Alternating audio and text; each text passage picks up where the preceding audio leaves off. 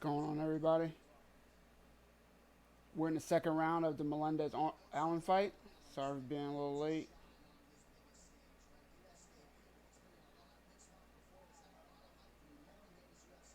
but it's going to be a good, smooth night. Fights have been pretty good so far.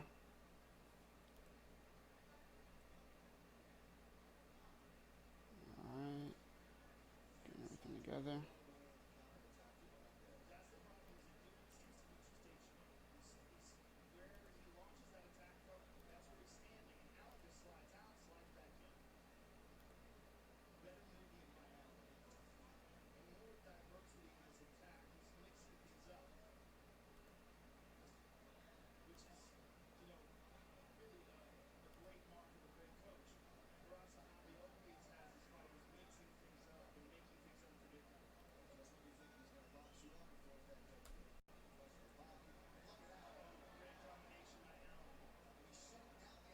Just getting everything together for y'all.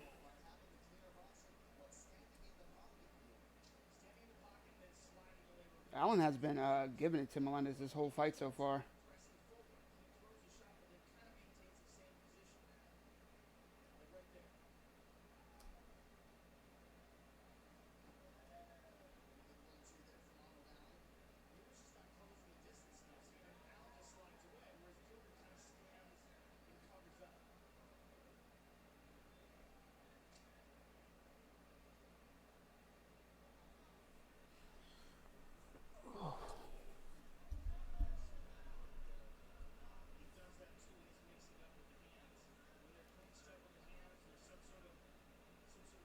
If anybody has any issues, let me know. All right, we're in the second round of Gilbert Melendez versus Arnold Allen. So far, Allen's been dominating on the feet. I think Gilbert Melendez is going to have to try to take this to the ground, but I'm not sure he has the proper skill set to get Allen there. If you looked at my picks earlier today, I had picked Gilbert Melendez to win this one out. So far, not looking good.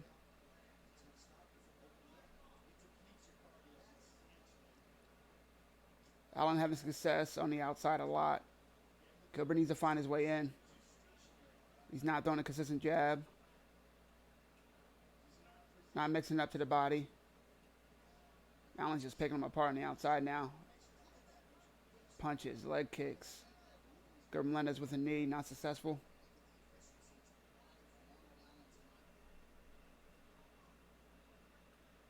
Gilbert Melendez with a kick to the body, followed by a right hook. Both partially blocked. Allen with a couple nice crosses.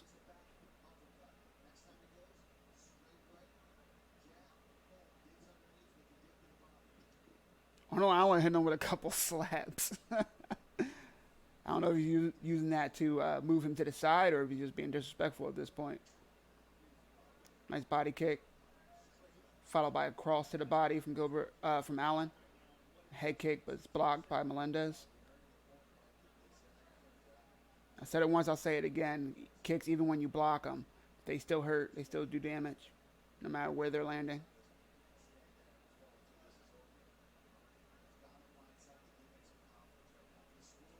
What's going on, Greg?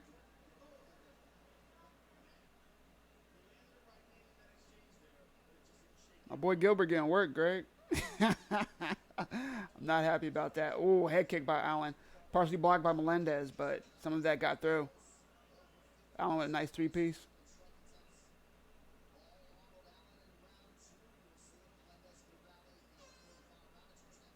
I think Gilbert Melendez needs to finish. N- Nothing he's shown so far uh, shows that he's close to getting there or that he has an avenue to getting to that finish. But Gilbert Melendez is definitely down 2 rounds to 0 right now. He needs his finish bad. I said in my picks today that if Gilbert Melendez didn't win this fight, I see him retiring. Let's see if he rallies back.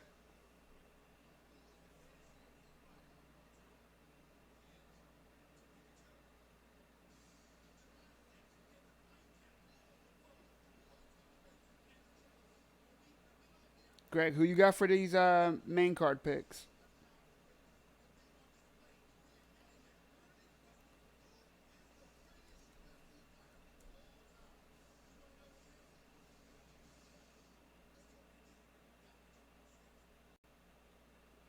Yo, what's going on, Jarrett? Thanks for stopping by, bro. Yo, John.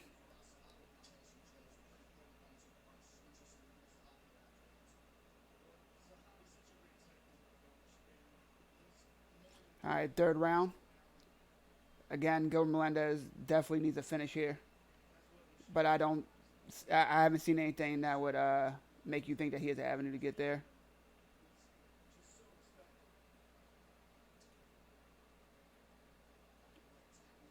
Trying to throw more strikes, but none of them are landing. He's not able to get into the range of Allen. Allen double underhooks against the cage. Gilbert needs to work and get those underhooks. He got one in.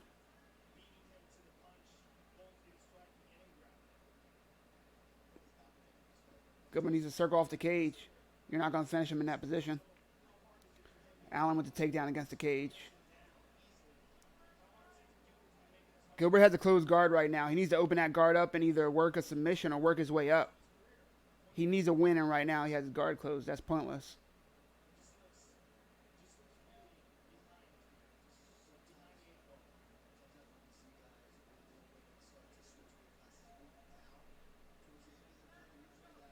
Gilbert up, ate an uppercut for it.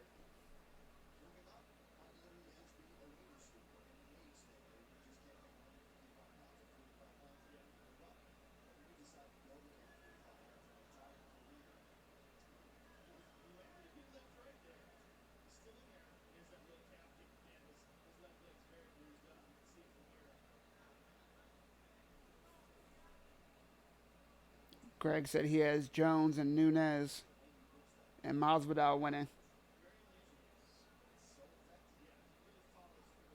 I definitely have Jones winning, but I have Holly Holm for the upset.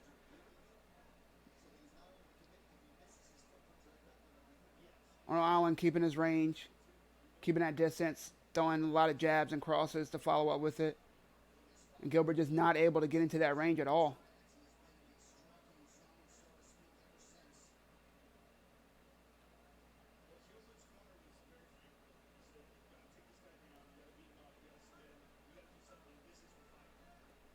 On Atlanta, another cross. Leg kick from Allen.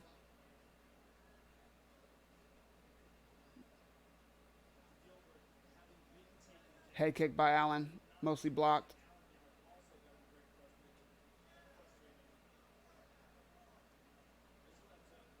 Gilbert with a jab. Allen landed something on that exchange as well. Melendez blitzed in, landed one, but then immediately got out and ate some strikes for it. Lands a 1-2, Melendez does, but eats a leg kick. You can tell those leg kicks are affecting Gilbert Melendez. Allen sees it too. Last time you seen Gilbert Melendez, he got ate up by Jeremy Stevens' leg kicks. He's been out since.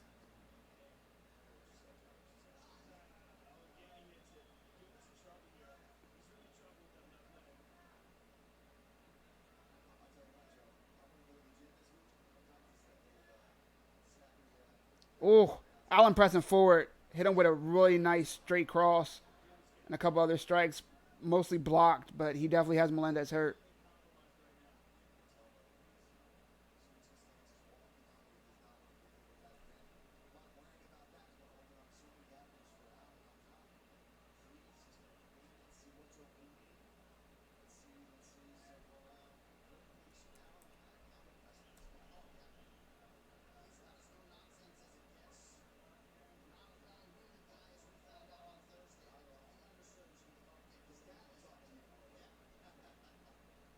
Gilbert Melendez's leg is in bad shape. You can tell by the way he's moving.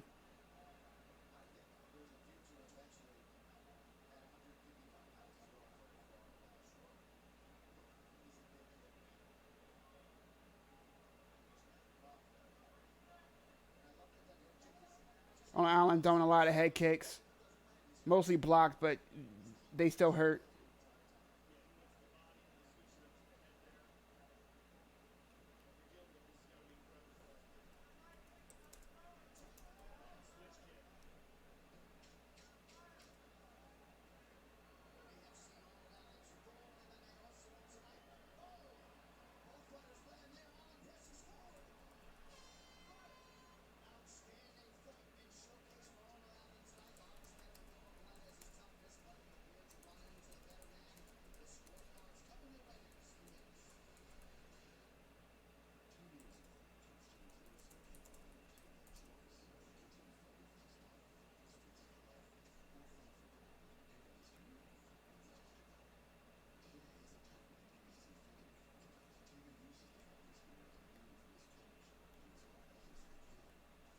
Just changing something in the settings real quick.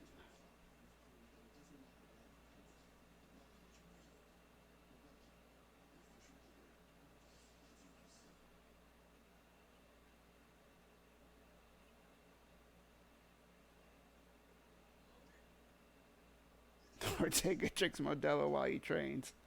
Whatever works for him, man.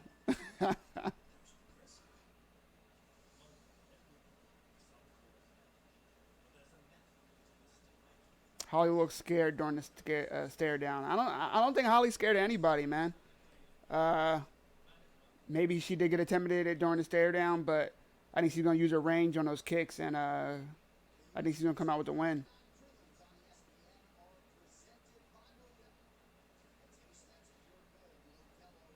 Changing the name of the streams now. I see that they're still showing us the old names.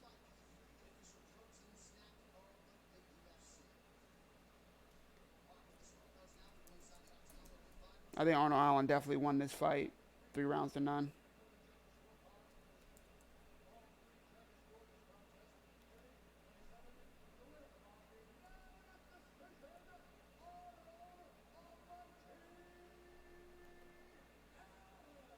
Yeah, not surprised by that decision. Gilbert Melendez didn't look like he had anything for him at all. That was a weird fight.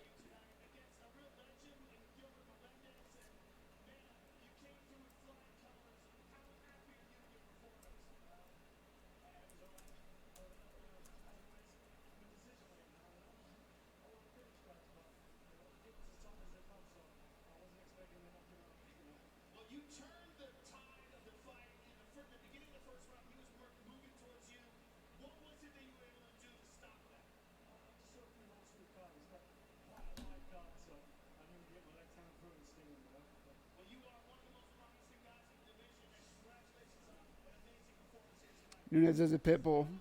You're not lying. I mean, look, smart money is on Amanda Nunez, but I got Holly for the upset.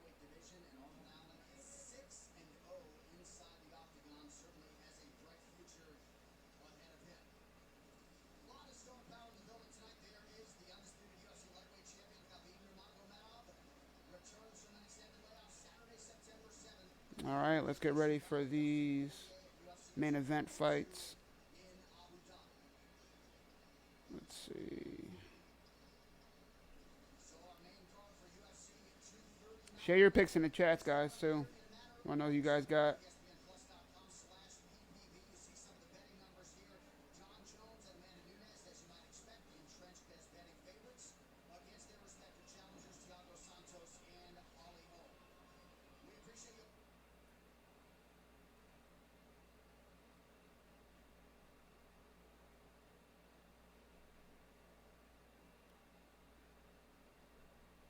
I want to know who has Diego Sanchez winning this fight and why.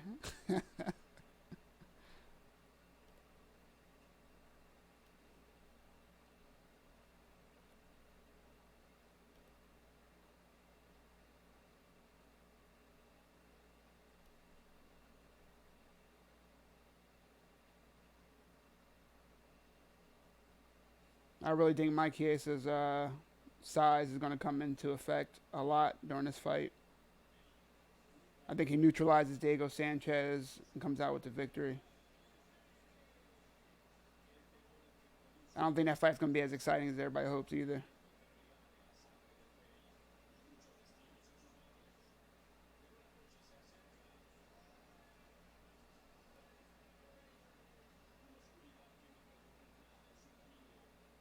Yeah, that was crazy, Greg.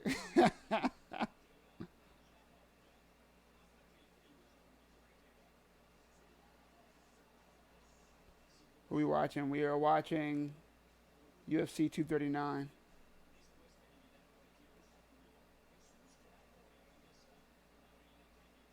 If you're looking for a link, go in the comments.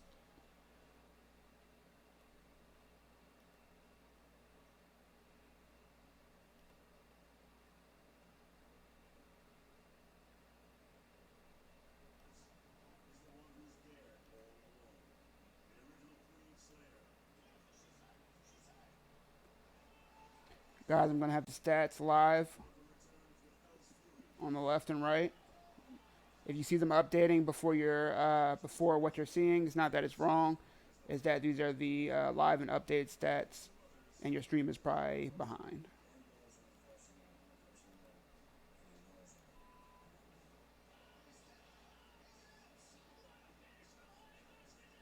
The original Queen Slayer. Who was that?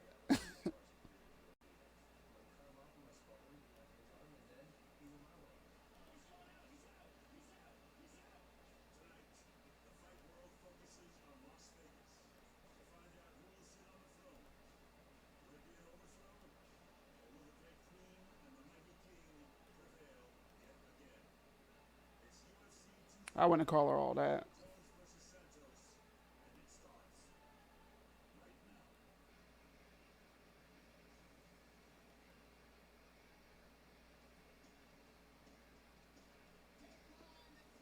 They always take their time to get these fights going.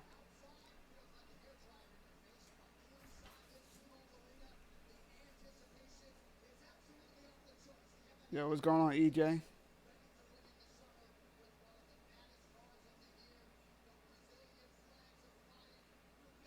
Hey, what's up, man? Thank you, everybody, for stopping by. We're here watching UFC 239. John Jones versus Thiago Santos in the main event. Next fight coming up, Diego Sanchez versus Mike Chiesa, fighting a welterweight division.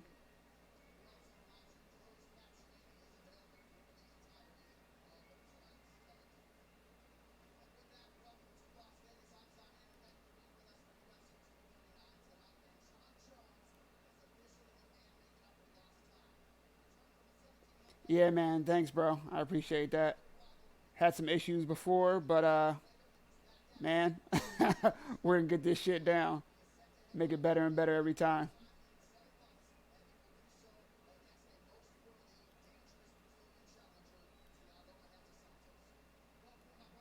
If you guys hear me talking to people that you don't see in the chat, you're not crazy. Neither am I. Streaming on YouTube, Facebook, and Twitch right now.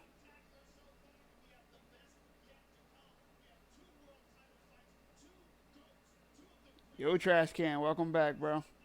Thanks for coming by.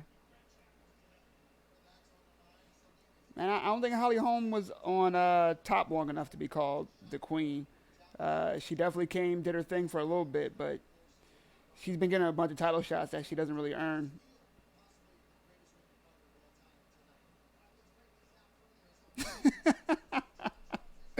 For all we know, you are crazy. I mean, that's a fact. That's fair. That's fair.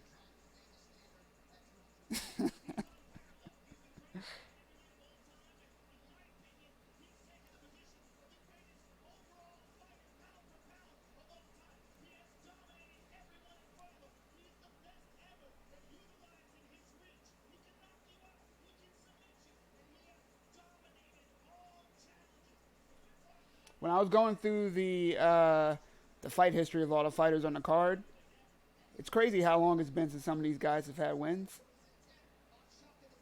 It's been almost 6 years since Diego Sanchez put a win streak together. He had a win here and there, but yeah, it's been about 6 years since he's strung together a couple wins, which shocked the hell out of me.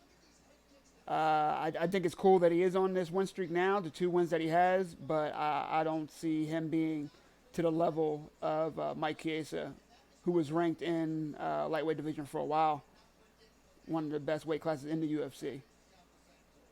I think Diego Sanchez definitely good enough to still be in the UFC, but I don't see him top 15 right now in this UFC in this weight class. But my case, I do see him eventually getting up there in the top 15 of this division, just like he did the last division. What's up, Greg? Yo, Kelly, what's going on?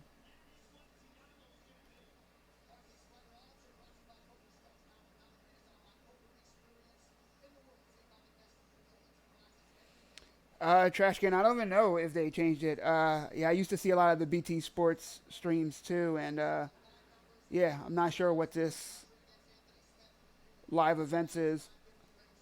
I know BT was overseas, so I don't know what type of deals they had over there when they want all ESPN over here in the states for pay per view. I have no idea what kind of contract they have over there overseas. I know in the states right now, if you want a UFC pay per view, you have to buy it through the ESPN Plus app, which is why a lot of people were freaking out when they made the new deal.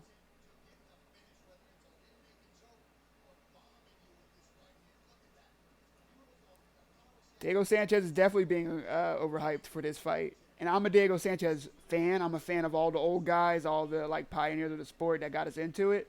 But Diego Sanchez isn't a top 15 UFC fighter right now in the welterweight division. Mike Chiesa might be. I definitely think Mike Chiesa wins this one pretty handily.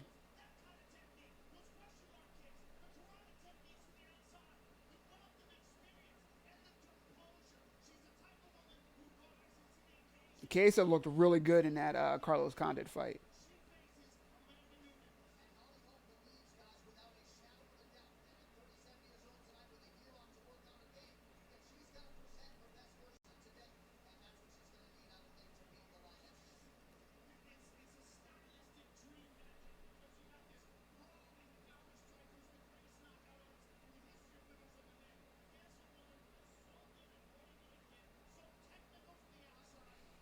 I got you, bro.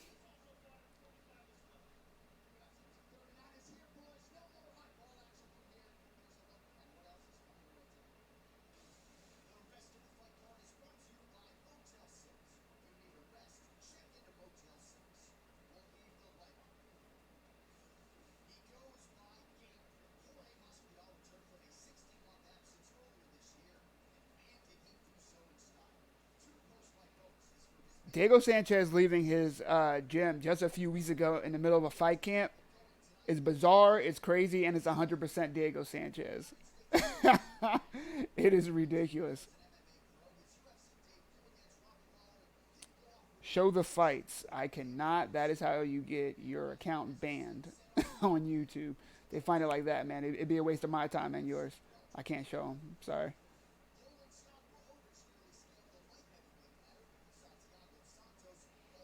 Yeah, I'm really curious to see how he does with in the switching camps in the middle of a fight camp. It's crazy. I don't know many high level MMA fighters that have done that before. And a few weeks can't change, but so much, in my opinion. Uh, Again, what do I know? But it's going to be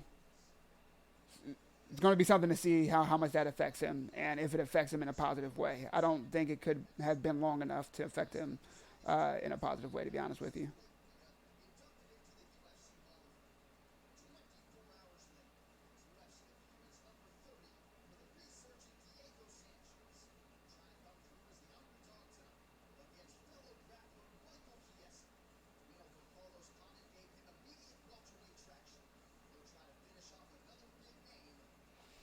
He's always been a spokesperson for Jackson Wank. Um, Trash can saying he thought it was funny him coming out a few weeks before leaving saying that's a good gym. He's always said it's a good gym. He's always been the face of them. I think largely why they got to have a lot of champions right now. People were attracted to that gym. Diego Sanchez was one of the reasons back then. Um, it's weird. It's weird. He says now that for years it's been a problem. I guess that means he's a good teammate though. You can't call him fake. If he's choosing to stay at the gym, he's not going to cause trouble while he's there. Now that he's gone, he has something to say. I mean, at the end of the day, we'll never know the truth. But Diego Sanchez also just does crazy shit, man. Like, look at any Diego Sanchez interview. Look at the latest Diego Sanchez interview. That one was good. I don't know how Ariel Hawani just kept a straight face that whole time. Diego Sanchez is a character. He's going to be missed when he retires.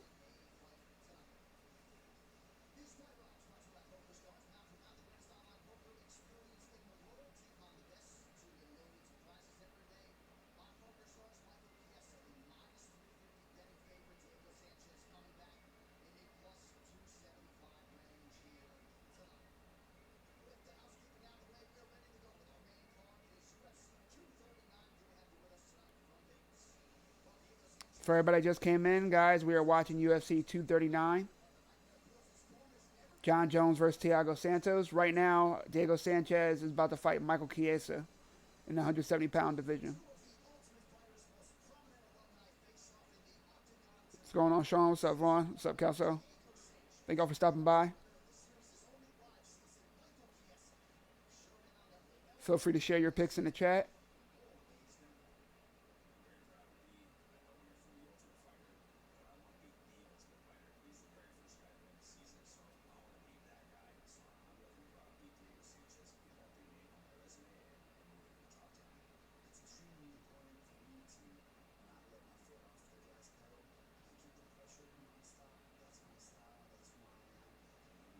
Six hours in the ring is ridiculous.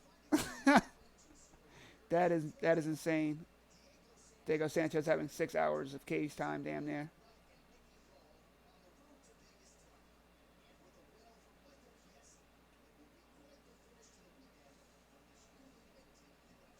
Yeah, on one of my other streams.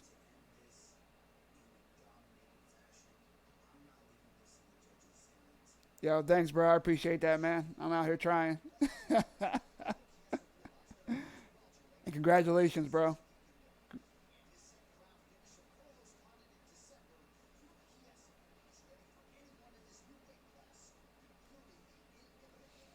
The look that Diego Sanchez has walking to the ring is one of the scariest fucking things on the planet. I don't want any parts of that shit.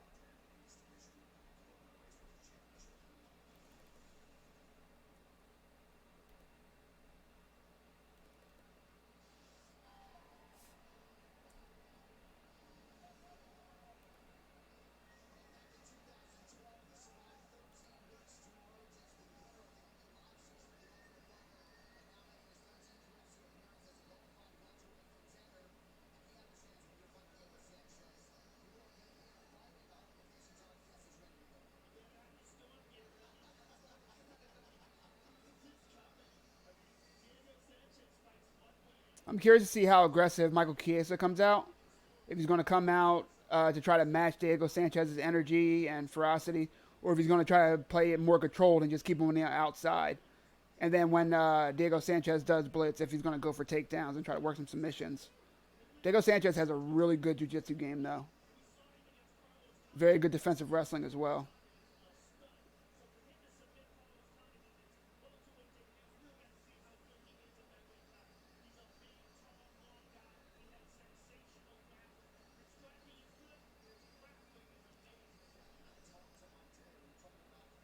What's set up?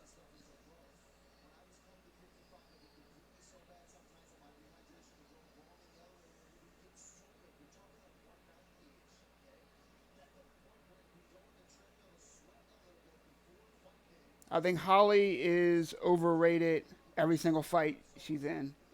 They always make her out greater than what she is. With that being said, I think matchup-wise, I think this is one of the most dangerous fights for Amanda Nunez. And right now with Holly at a plus 300, I think she's good money, man. I would put money on her. I actually tried earlier, and they weren't able to verify my location. Dumbass FanDuel. But, yeah, I actually have Holly Holm winning this fight. Do I think she's overhyped? Yeah, she's always overhyped. But I do have her winning this fight. I'm anti-aging Diego Sanchez. That is a direct quote from Diego Sanchez. He said he's expecting an old guy. I'm a Jedi. I fucking love Diego Sanchez. FanDuel, yeah, in Jersey you can do online bets on FanDuel, but it has to verify you're from Jersey, and for some reason it couldn't verify I was, so I couldn't place the bet.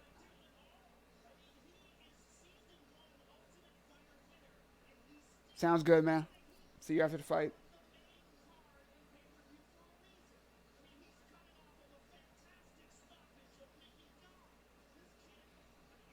Green Ranger, peep the comments.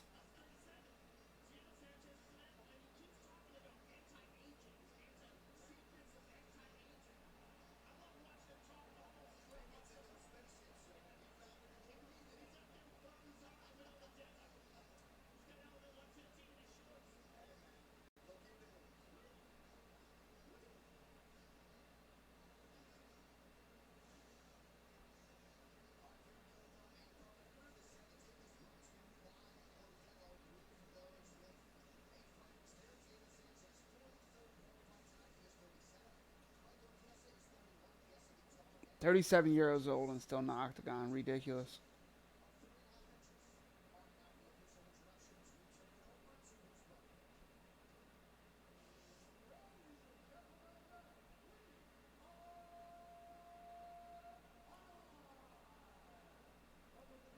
Waiting for the stats to go live. Fight's about to start now. That stare from Diego Sanchez, man.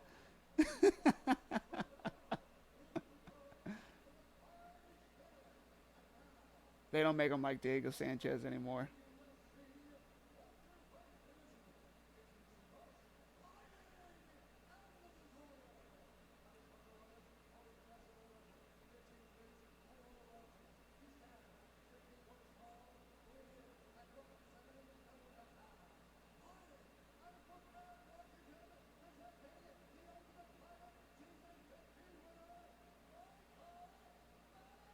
Michael Chiesa won season 15 of The Ultimate Fighter, while Diego Sanchez won season 1 of The Ultimate Fighter. That's what we're seeing here right now.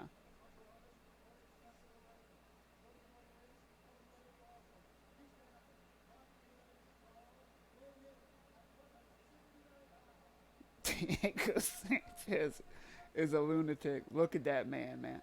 He's fucking drooling right now. Foaming at the mouth. Doesn't give a fuck how fly Bruce Buffer's jacket is. Holy shit.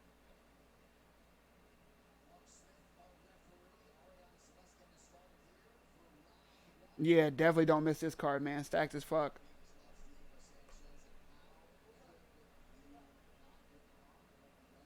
Guys, don't forget to like the video, subscribe, appreciate it. It really could. That that look on his face could win a fucking championship. Diego Sanchez with the early single leg. Mike Chiesa has the guillotine in there, but I trust Diego Sanchez not to get caught in a guillotine while in half guard. Oh, but Chiesa's using it as a sweep.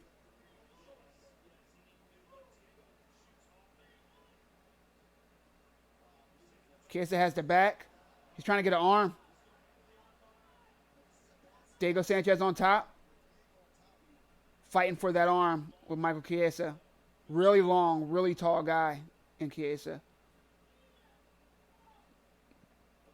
Diego doesn't want to be in Chiesa's guard.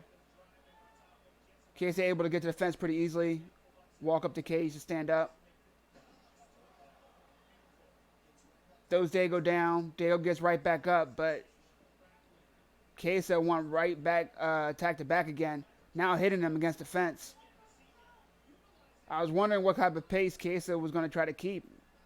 Looks like he's trying to match Diego, at least in grappling for now.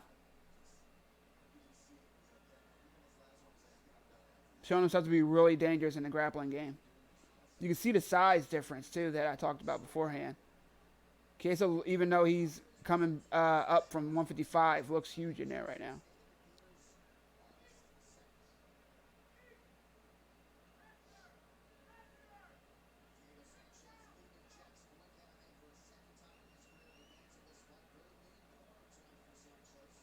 Diego just working him against the cage.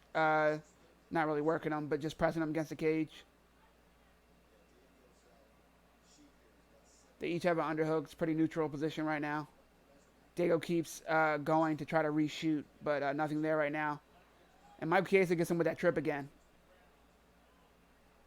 Looks like he wants to go for the back, but Diego has that leg. Oh, dumps him over.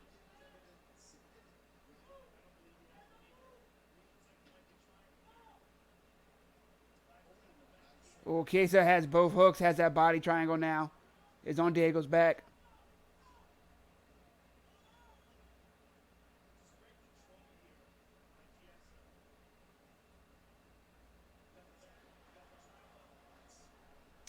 Chiesa looks like he wants that rear naked.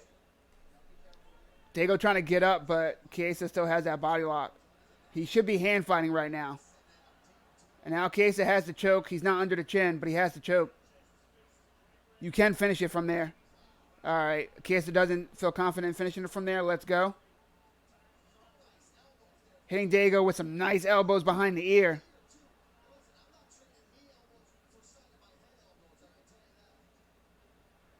Diego Sanchez ate about 6, 7 of those elbows to the ear.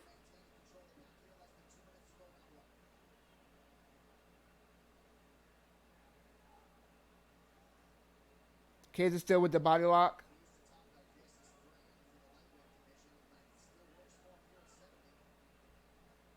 Diego able to dump him again. Now he has Chiesa's back. Chiesa looks so fucking big compared to Diego.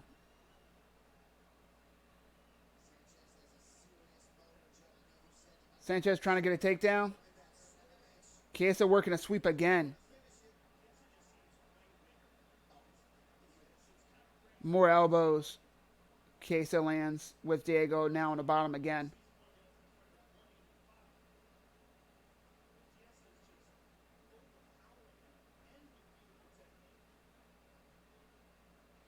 I mean, Joe Rogan saying it as well. Chiesa is just looks really big in there against Diego. It's wild to even picture Chiesa cutting down to 155 like he was doing for so long. And still fighting at a top 15 talent level.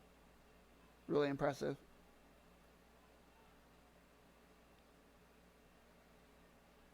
Chiesa in his guard. Diego keeping an open guard but not throwing any submission attempts out there.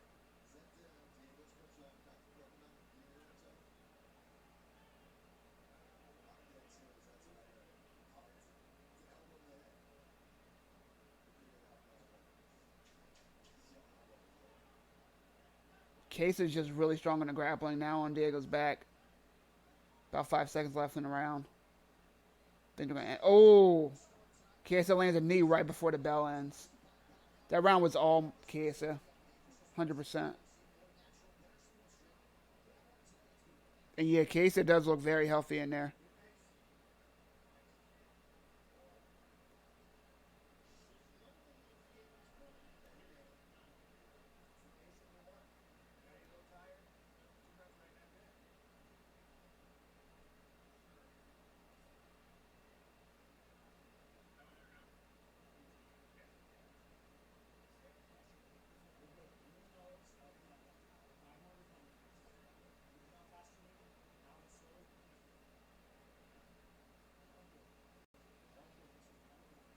Diego needs to stop going for those shots. I don't think he has uh, what it takes to get Chiesa down and work anything significant. I think he needs to just go in there like he did with Mickey Gall, bite down on his mouthpiece, and just fucking throw.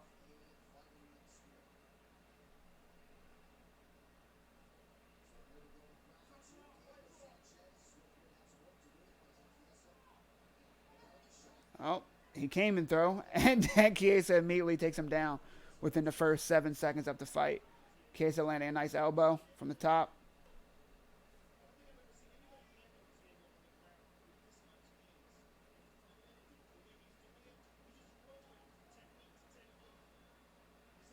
Diego tried to flip him, was unsuccessful. Chiesa now trying to get the mount. Got one leg over.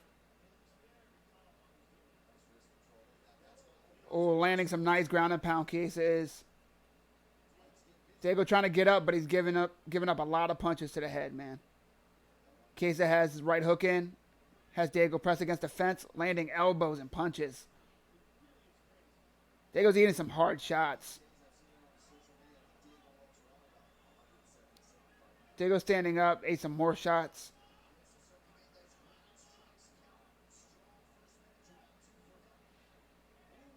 Diego tries to throw a elbow off the break, misses. Chiesa hits him with a nice amount of punches, a couple knees. Now Chiesa going for a double leg and kind of just pushed Diego over. Chiesa raining down punches. Not all of them are landing. He now has Diego pressed up, halfway against the cage and on the ground, landing some ground and pound.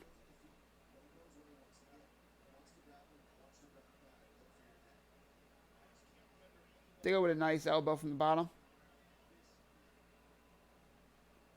Casey's just trying to manhandle him. Just holding one of his arms down and using the other arm to punch. Elbow.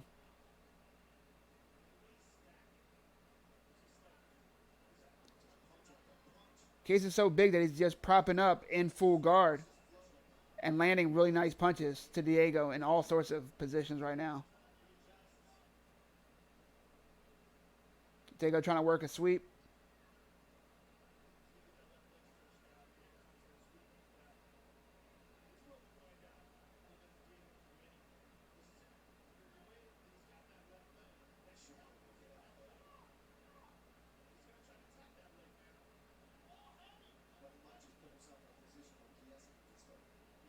Diego attacking the leg. Case able to spin out.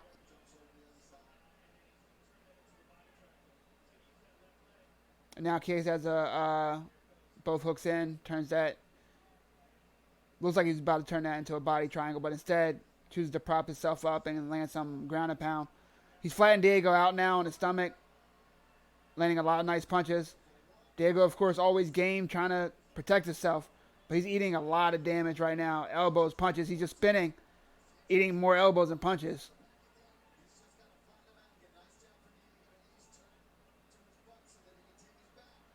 Case is trying to work the rear naked. Not under the chin at all. Diego survives. Able to turn. And Diego Sanchez is now attacking the back of Mike Chiesa. Diego Sanchez is such a tough son of a bitch.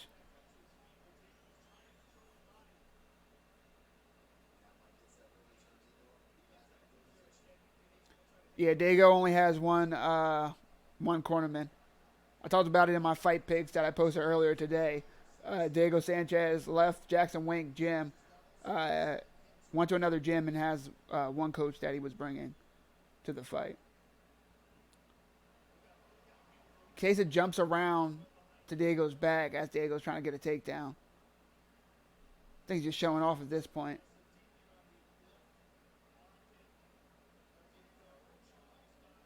They're now in a pretty much neutral position against the cage on the ground. They're just tied up. Okay's able to get one of his arms free and land a couple of elbows behind Diego's ear.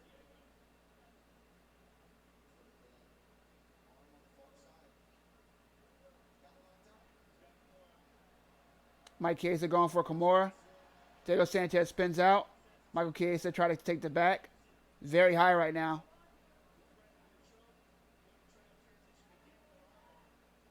But he's threatening with that armbar, keeping Diego Sanchez from just dumping him off like he did earlier in the fight.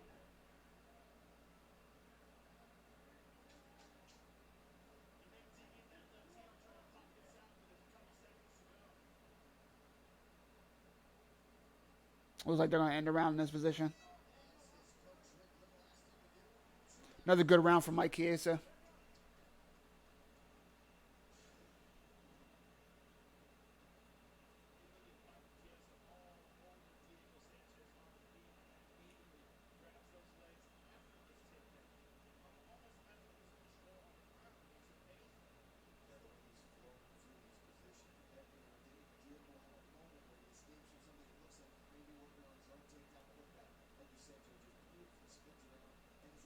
Case is dominating.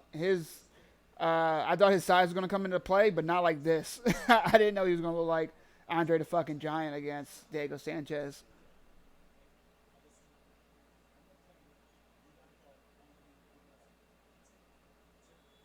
Diego's coach's advice is you need to go 100%.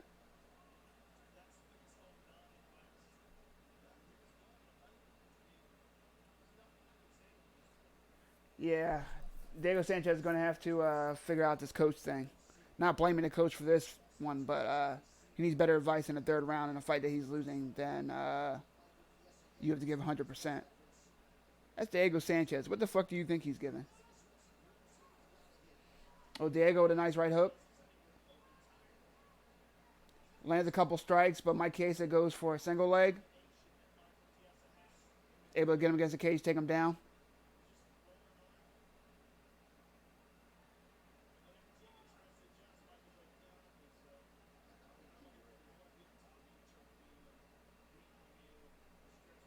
Chiesa has him against the cage.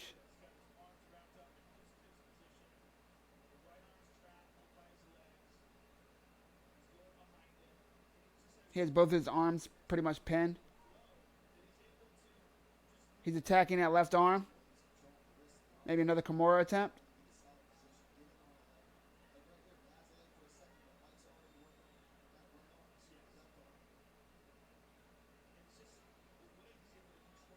Yeah, Case is going hard for that arm now. I wasn't able to lock it behind Sanchez's back, though.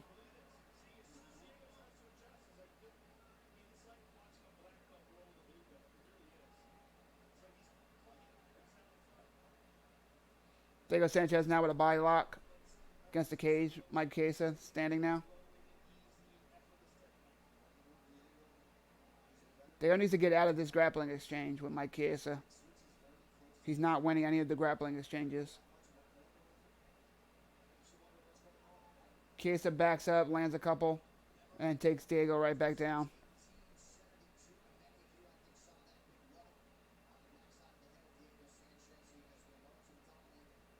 Why did Diego split? Diego said he split because they weren't giving him enough attention. They said for the last few years he's been training himself.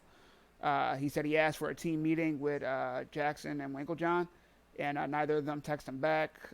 Pretty much saying that they were giving attention to the younger people and weren't helping him out, so he left.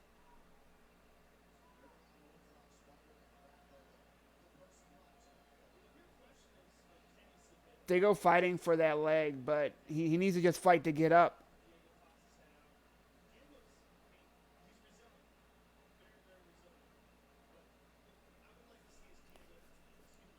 Yeah, Diego is crazy. But right now, what's crazy is how much he's getting dominated by Mike Chiesa. That's ridiculous. I expected him, Chiesa, to win, but not just make Diego look silly.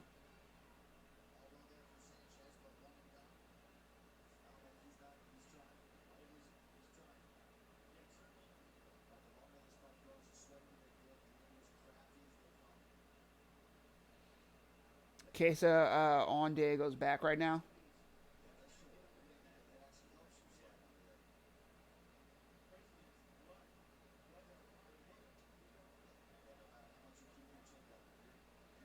Diego's still trying to scramble, still trying to get up, but Chiesa just has so much control over him. Any position they go, every position they go, Chiesa just finds a way just to look dominant in that position. It's crazy.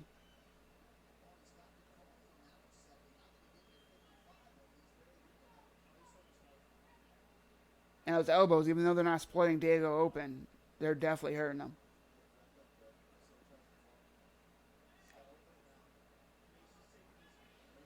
Well, Diego eating some more ground and pound from Mike Chiesa.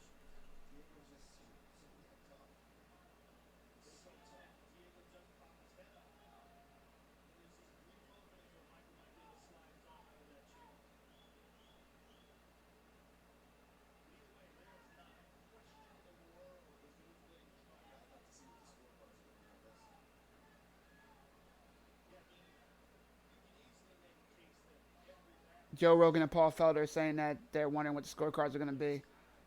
I mean, I wouldn't be surprised if every round was a 10-8 for Chiesa.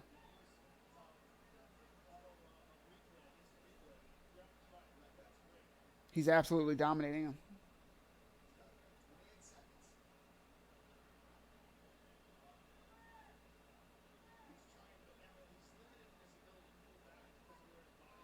Yeah, I hope Diego retires too, man. I don't like seeing the old guys get beat up like this. Eventually, the game's going to pass you. I mean, your Ultimate Fighter won. You know, he's a legend. He's a Hall of Famer. He already has a fight. His fight with Clay Guida is in the Hall of Fame. He doesn't have anything to prove to anybody. He definitely has that fire in him, but his skill set, his frame is just not meant for the 170-pound division. He has the frame for 155, but there's so many killers down there too. I think it's just better for him to hang him up at this point. I'd give him a 10-8 for every single round. He just controlled him.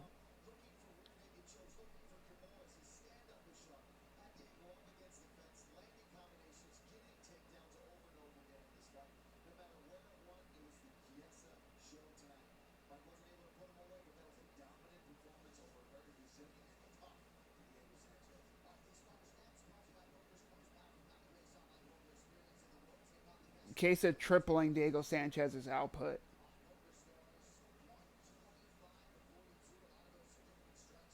That's ridiculous.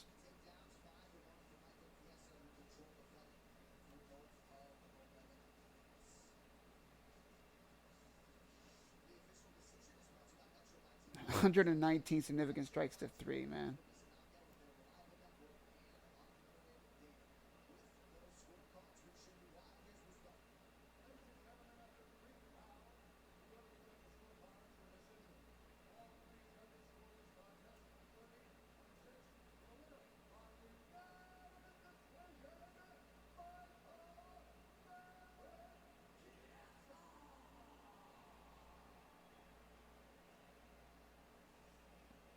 Yeah, no gym, no head coach, and no future in this division other than just a name.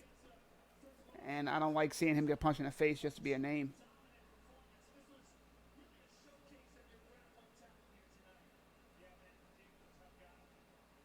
Yeah, he ate a lot of elbows and knees, man.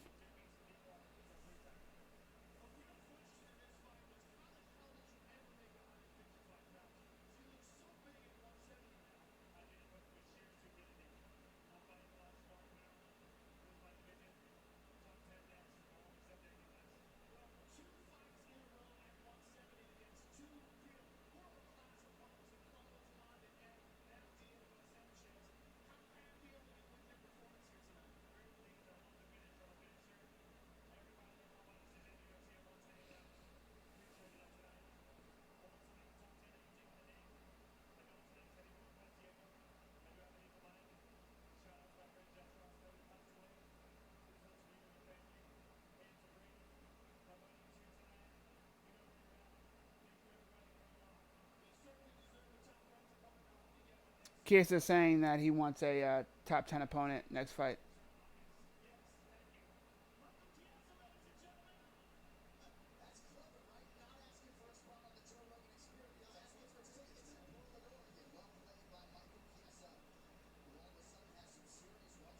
I sound like I need a drink. What does that mean, bruh?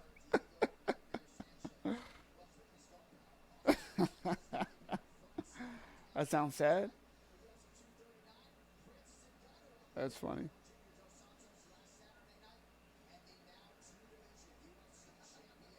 Henry Cejudo out here with a blouse. Better stop playing.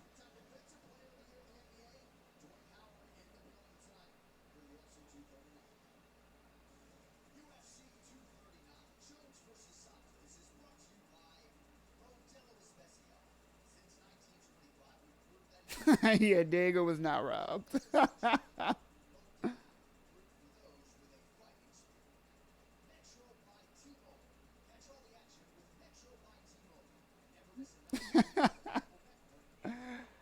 Greg, you need to chill, bro.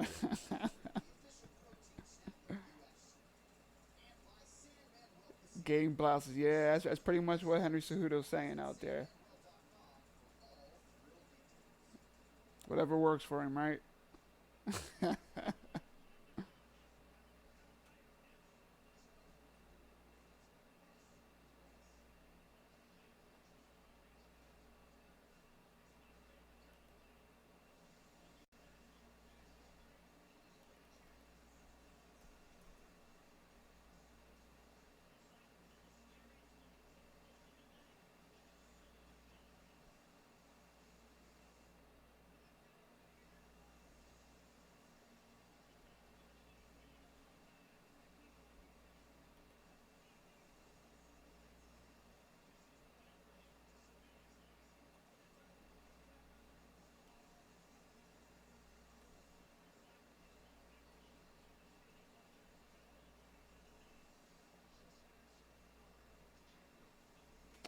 Yes, that is one significant strike for Diego Sanchez.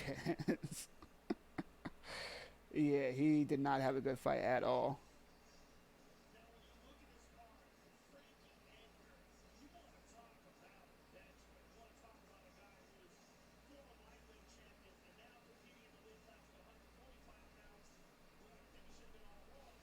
Yeah, I think my setup's pretty good, man. Just a bunch of googling, checking different reviews on different products, seeing exactly what you need for what you're trying to do. You don't have to, put out $1,000 to have a decent setup.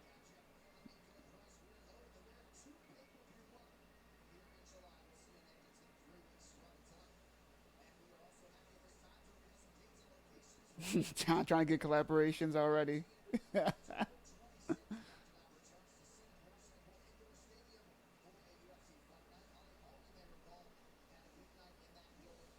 But this is about to be Luke Rockhold making his long-awaited debut at 205. How long have we waited for this? To see him not cutting all that fucking weight. He walks around at like 220. Been cutting down to 185 for years.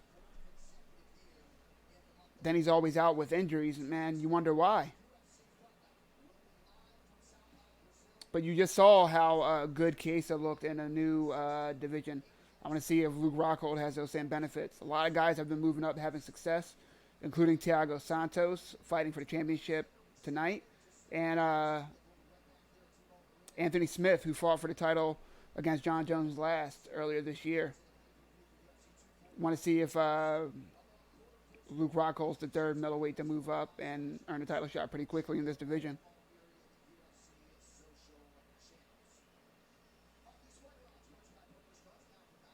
Do I have a monitor and a mic? Yeah. Yeah, I have a Behringer mixer. And to tell you the truth, I forget the brand of my mic.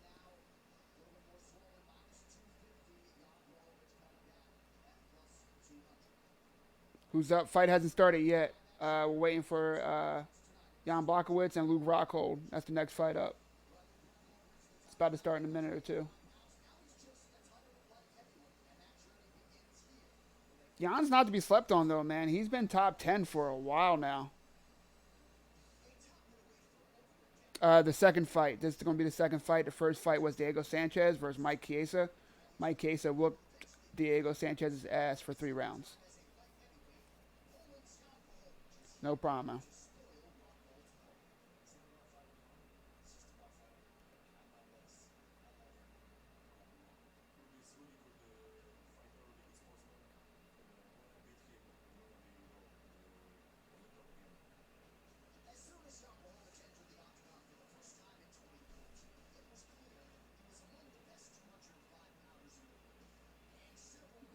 Just getting somebody a link real quick.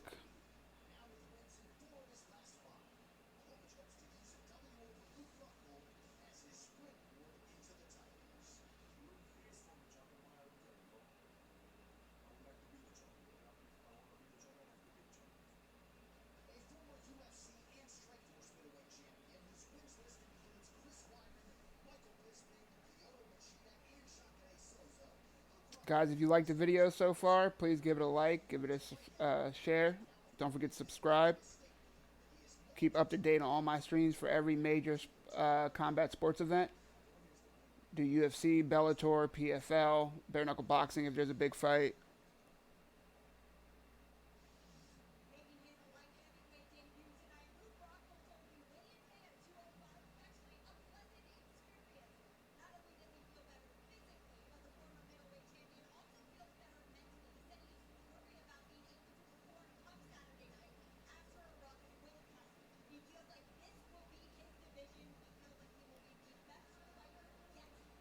Yeah, you definitely want to make sure you have a good quality mic. You want to make sure you do the due diligence and make sure you do as much research as you can. That's cool that you already got some of the stuff though. Feel free to shoot me a message if you do launch that podcast. I'll definitely support.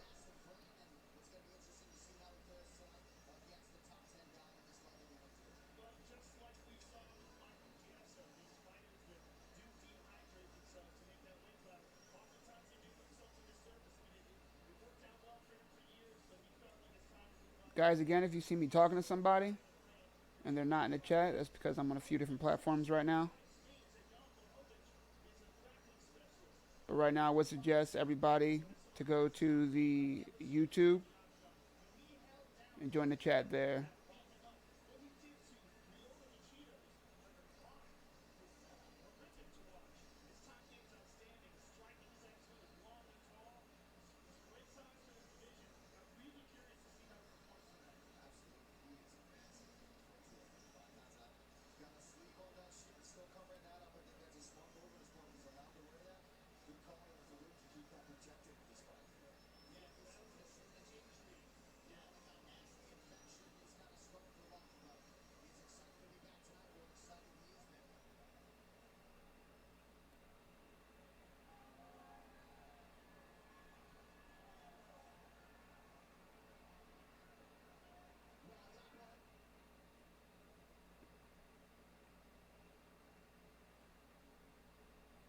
Jeez, that's rough, man. Right when the Gilbert Melendez Arnold Allen fight started, that's when I had planned to start my stream. And there's a lightning storm going on. As soon as I went to hit record, boom, my light flickered. All the electricity recycled in my house. And I had to wait for my internet to come back up. So I missed the whole first round of Gilbert Melendez fight. Tragic. I was not happy. Damn, 3 in the morning. You were a dedicated fan, my man. I'll give it to you on that. I have a hard time staying up when the fight card goes to 2 a.m. or something like that. I mean, 1 a.m. I'm a lightweight these days.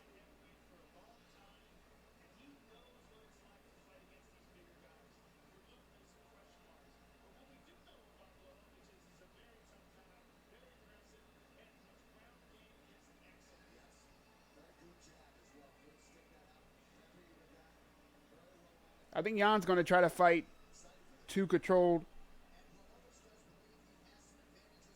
Are you asking if Diego won? Diego did not win. Diego lost. He got dominated by Mike Chiesa for 3 rounds. I think Jan Blachowicz is going to try to start his fight slow, and I think Luke Rockhold is going to do the total opposite. I think he's going to come hard and try to make a point out of Jan Blachowicz. I hope Jan Blachowicz proves me wrong and comes out hard as well. I think if he tries to take too much time to fill Luke Rockhold out, I think he's going to end up on the canvas. Yes, he did indeed get the smack of life down on him. You're not lying, Greg.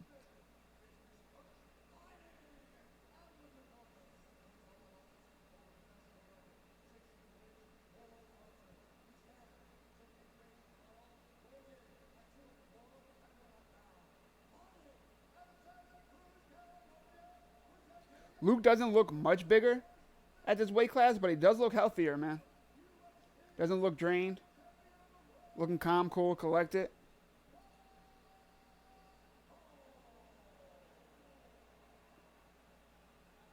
Trash can. Somebody needs to give you a medal. That is ridiculous, staying up 5:30 in the morning for a main event. More power to you. It's going to be rough tonight with 2 title fights. Hopefully they end fast for you, bro.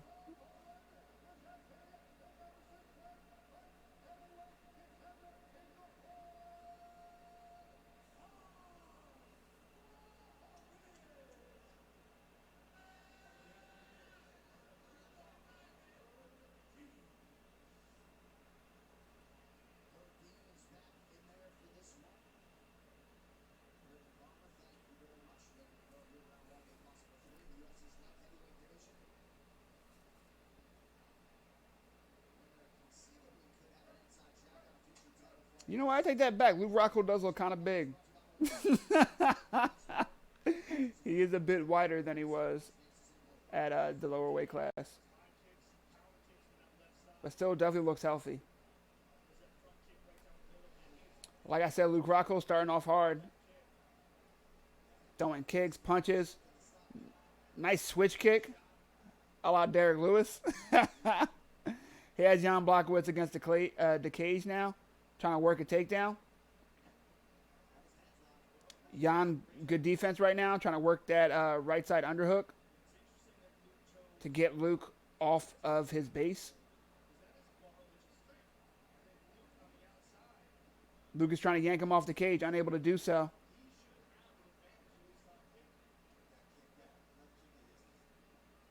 Jan's showing a really strong base, really strong right now.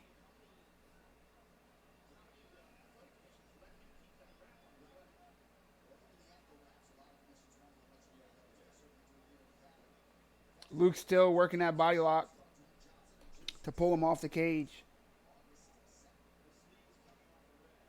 Able to pull him down for a second, but I wouldn't register that a takedown.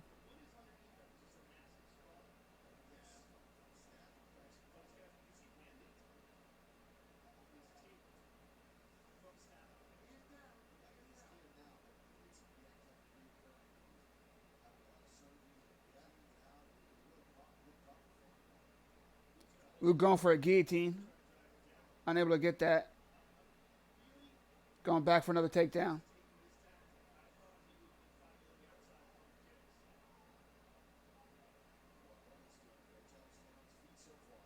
Able to pull one of those legs off. But not able to turn that into a takedown. Jan landed a nice little elbow in the clinch right now against the cage. Using his forearm just to disrupt Luke's breathing. Luke staying heavy. Wants to be careful not to tire himself out in his position. You saw Kevin Lee tire himself out trying to have a smothering takedown attack on RDA. And eventually RDA just kept laying on him and let him waste all his energy.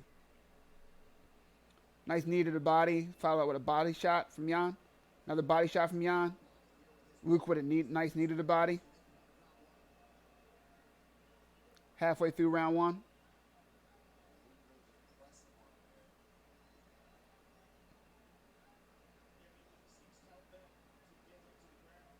Luke with a knee looked kind of like a low blow.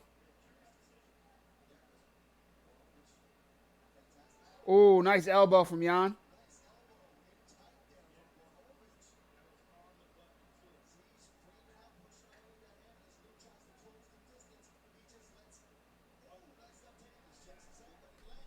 Jan does a left on the break. Jan with the leg kick. Left high kick from Luke. Mostly blocked. Leg kick from Luke gets checked.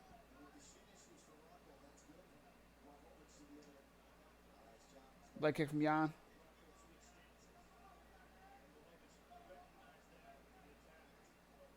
Body kick from Luke. Missed leg kick from Luke. Eats a right hand for it.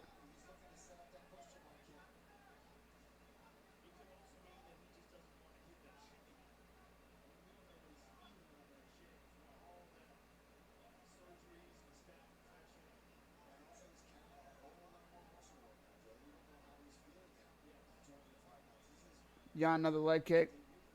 Trading little shots. Another nice leg kick from Jan.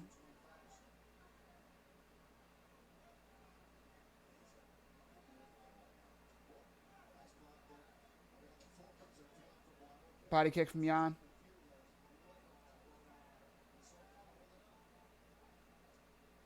Luke with a leg kick. Almost eats a hook for it. Luke throws a big left, misses. Another big left misses. Head kick that misses as well. Oh, nice straight right from Jan.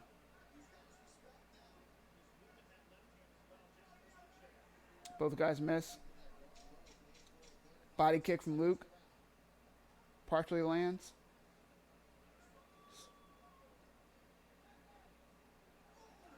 Oh, Luke with a couple strikes. Then eats it. Oh!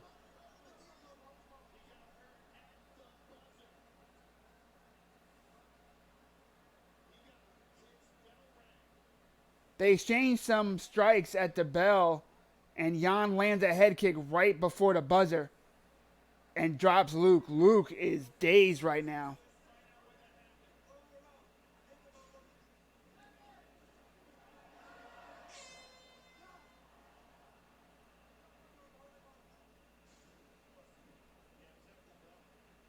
Luke is out of it.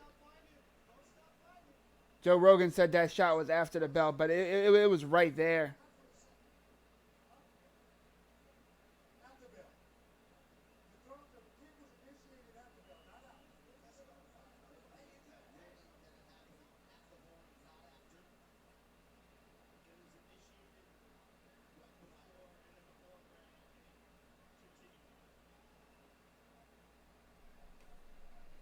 Let's see how Luke looks coming out. Oh, Luke comes out strong.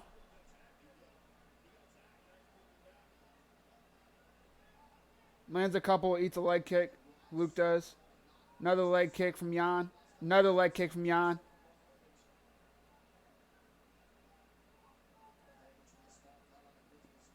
I think Jan should be attacking right now. I think Luke is hurt. And the longer you... Oh, there you go. Hit him with a nice right. He needs to attack, though, man. I think Luke is trying to fake it right now. Another leg kick from Jan. But Jan's only throwing one strike at a time.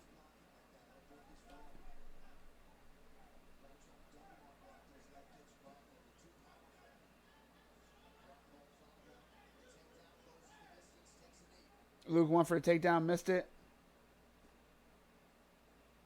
Has Jan pushed up against the cage.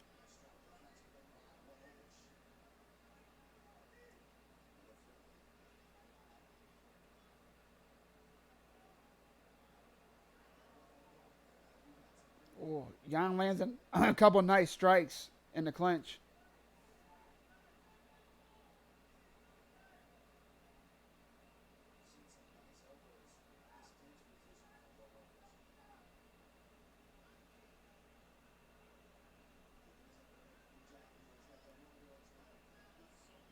Nice knee to the body from Luke. Oh!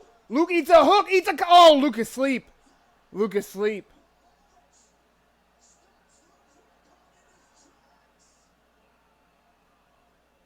Jan just knocked Luke the fuck out. Holy shit. I told you, Luke was already out of it.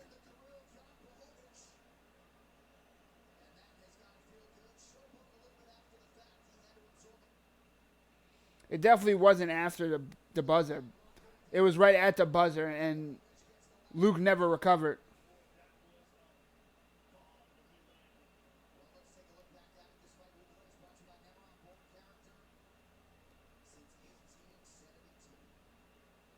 Holy shit.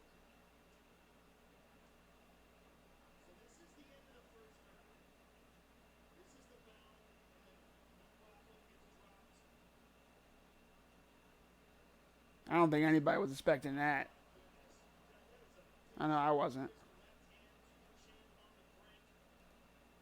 Fuck.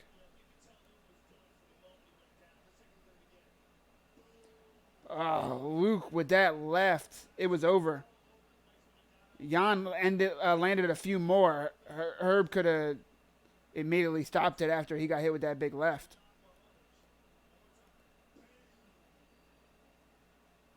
Yeah, Luke was already out of it, then he got hit with a really tough shot.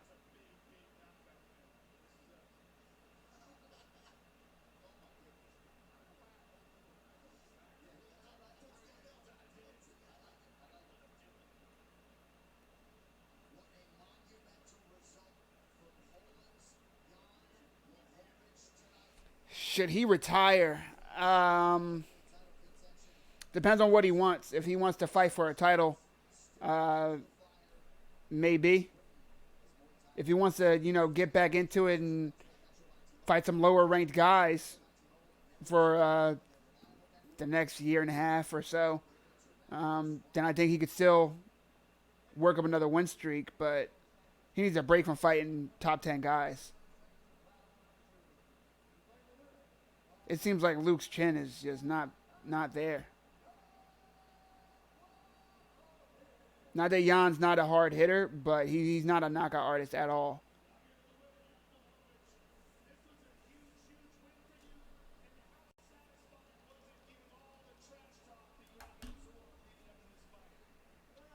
Listening to his post-fight.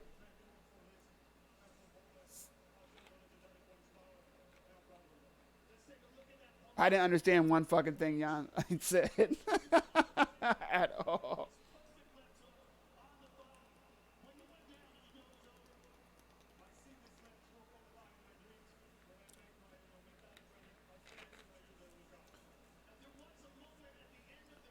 If your chin's not holding up at 185, I mean, you're going to have a hard time at 205, obviously.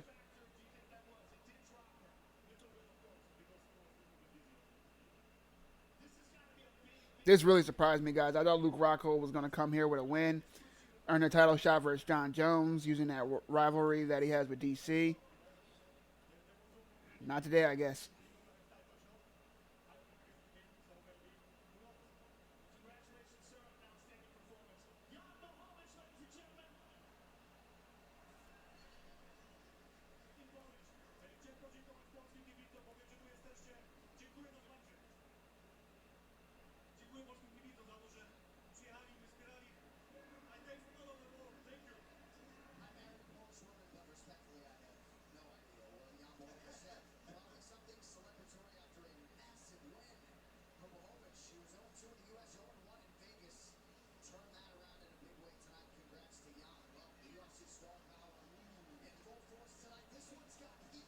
There you go, Cosmic and Corey.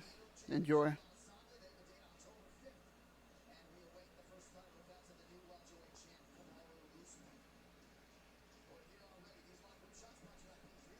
The people's main event is next, guys. Jorge Masvidal versus Ben Askren.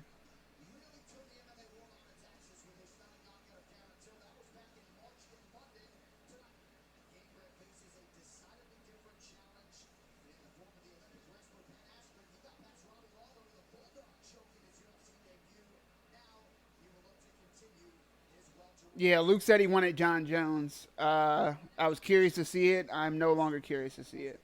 If Jan Blachowicz is knocking you out like that, I mean,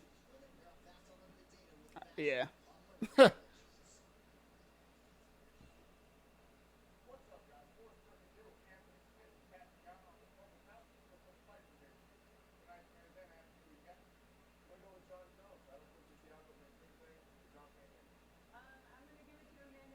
They got Anthony Smith over here with Metro picking the fight of the main event. It's a little biased.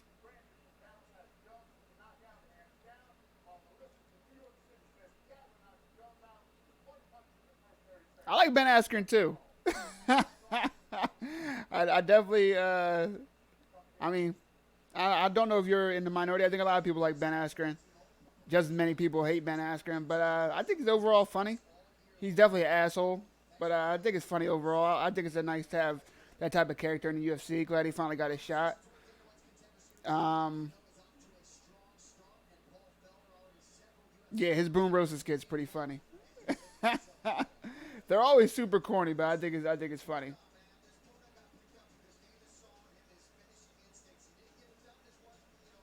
They're showing the last winners of contracts at the Dana White Contender Series, which I will be live for this Tuesday for the first time. It will be episode 3, season 3 of Dana White's Contender Series, and I will be live for that episode starting at 8 p.m. Tuesday. See you guys there.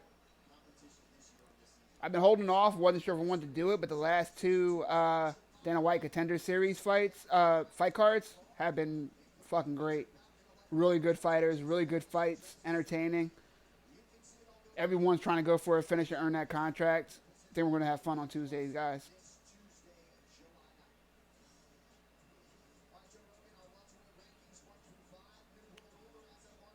Yeah, I think Jorge Masvidal. I think people are sleeping on Jorge Masvidal, man. I think people always underestimate him, just think that he's a striker because of his past. But he neutralizes a lot of people. When Damian Maya was tapping out everybody not named Tyron Woodley, Damian Maya, Jorge Masvidal was able to keep from any submissions or any real danger from Damian Maya. Pretty much wore him as a backpack the whole time, but was never in real danger. When Stephen Thompson was embarrassing everybody on the feet, making them look silly, Jorge Masvidal neutralized a lot of what Stephen Wonderboy Thompson did. Wonderboy, he lost both of those fights, but he didn't get, dominate it like those guys were doing to other people. I think he does have the defensive ability to keep this fight standing, and if he does, he's highly favored. I think Jorge Masvidal wins this one. My brain says Funky Ben, but my sixth sense says go for Jorge on this one.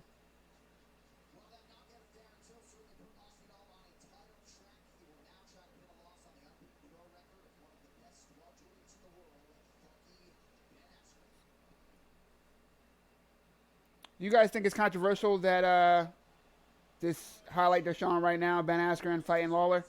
Because when I was watching, it looked like Lawler won out. Wrestling beats everything. That's fair. That's fair. But defensive wrestling can neutralize offensive wrestling.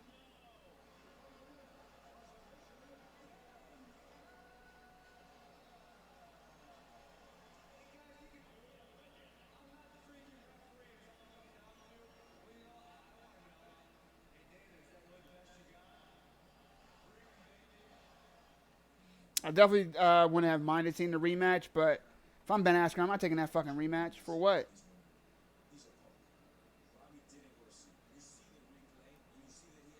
Yeah, that choke was really, really tight. Like if you see Ben Askren his social media, he has puts watermelons in that same position and just fucking pops them.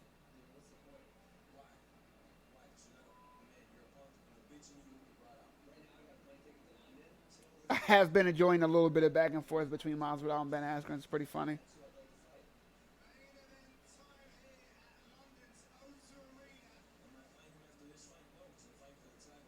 Yeah, I definitely didn't blame the ref at all, man. If you see someone's arm go from up here and just fall, you're gonna stop the fight. What the fuck did anybody expect the ref to do?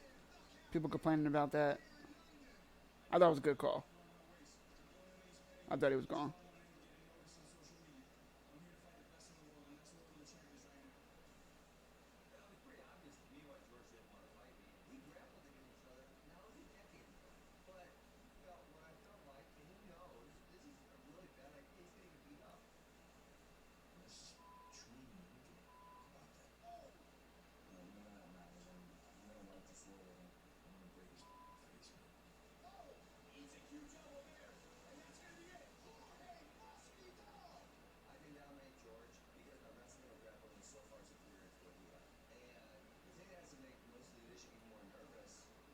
Yeah, Lawler, yeah, it was definitely his fault, man. You can't let your arm just go limp like that. It's going to get called every single time.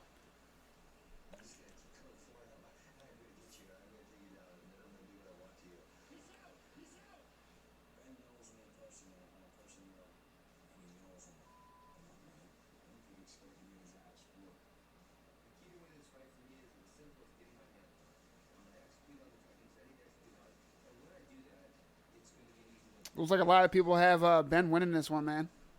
I don't blame you. I don't blame you. I don't blame you.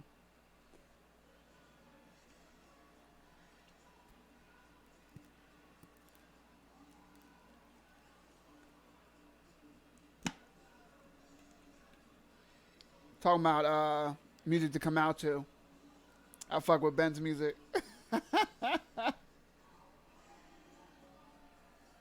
Getting funky out here.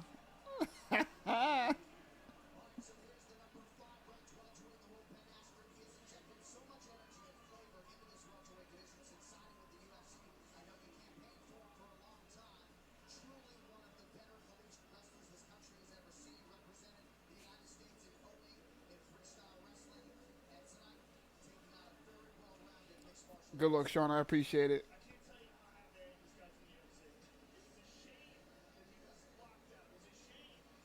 Exactly, Ben. Yo, exactly. Masvidal's defensive wrestling is something. His offensive wrestling isn't anything to sleep on, but Masvidal's definitely adept at wrestling. He's not a slouch. He's not just a guy that just strikes and has no defense, no jiu-jitsu. Y'all are sleeping on Jorge, man. I'm telling you.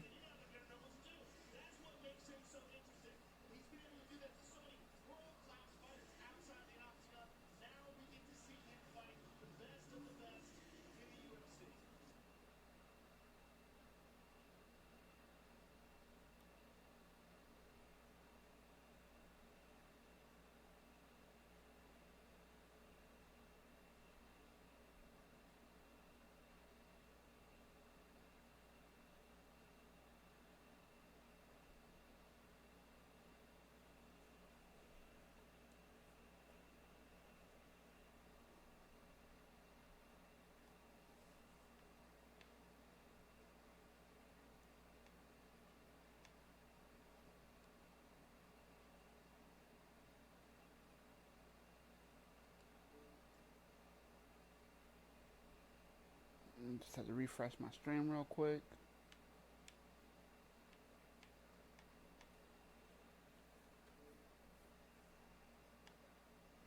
Ooh, they got us.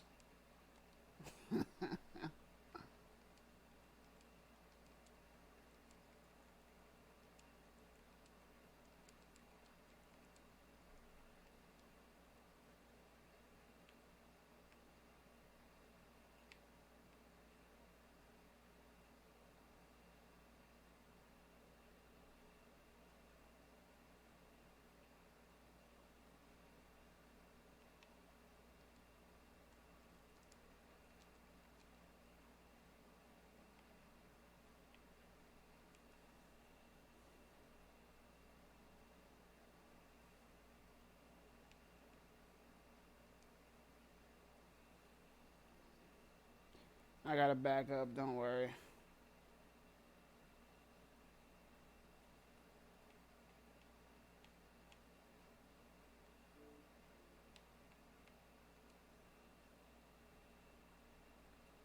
Greg talking about the crack stream. The crack stream just got shut down.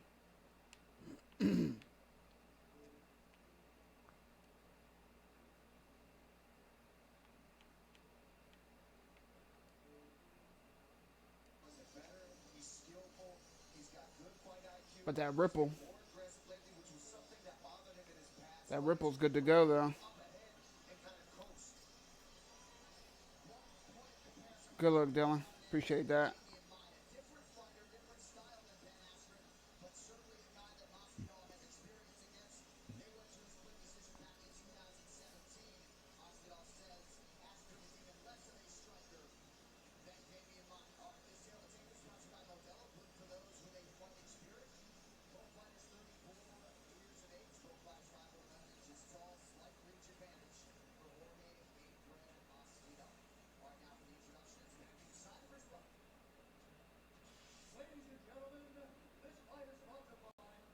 Guys, I know crack stream just went down. Don't worry.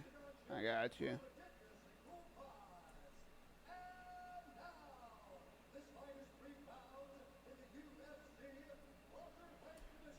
Yes, sir. That link died, and now, boom.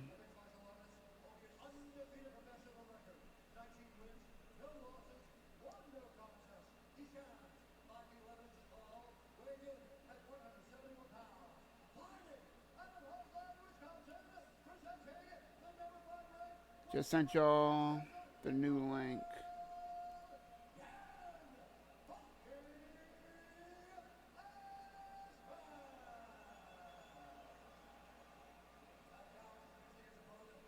Thanks, man. Appreciate that.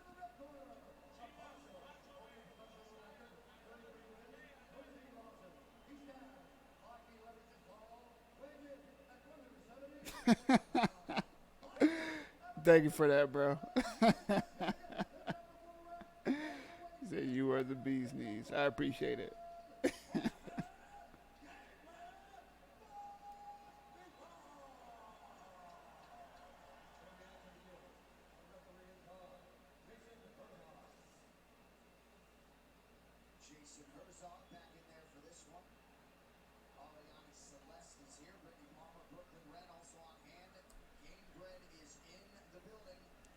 Game bread looks ready. Oh, I see y'all. It looks like y'all are ahead of me. Oh my fucking God. Holy shit. Yo.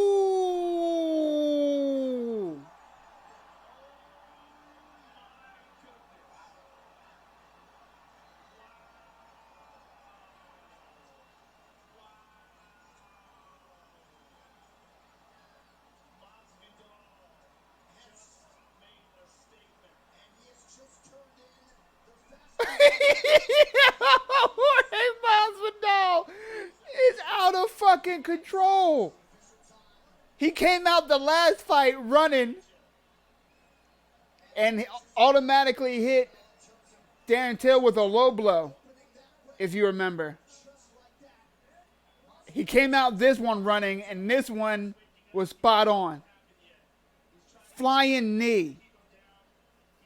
Holy shit.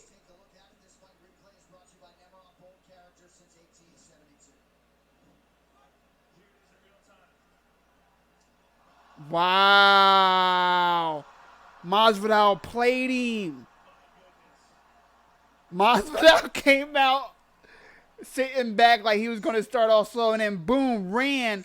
Knew Ben Askren's first move would be a shot, and wham, flying knee waiting for him.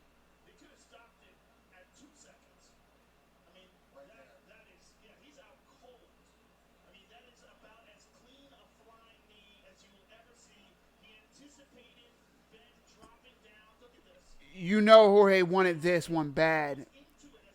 Ben's been talking nonstop.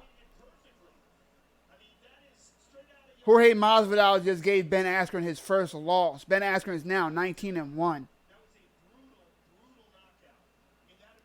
I told y'all were sleeping on Jorge Masvidal. What did I just say? Oh, man. Of course Jorge's going to get the bonus for that. Did you see that? That's knockout of the year contender, man.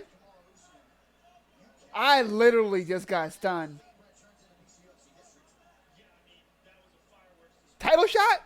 Can anybody say anything besides title shot for this man?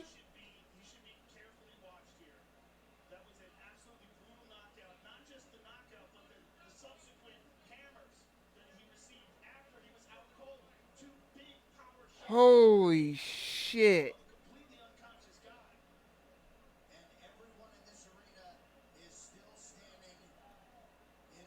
Guys, that fight was crazy. Hey, what's going on, everybody? Yo, Brandon, did you see that knockout?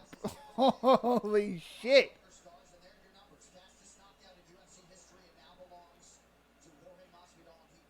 Jorge Masvidal now has the fastest knockout in UFC history, guys. Dana White just came into the octagon. He had to talk to him.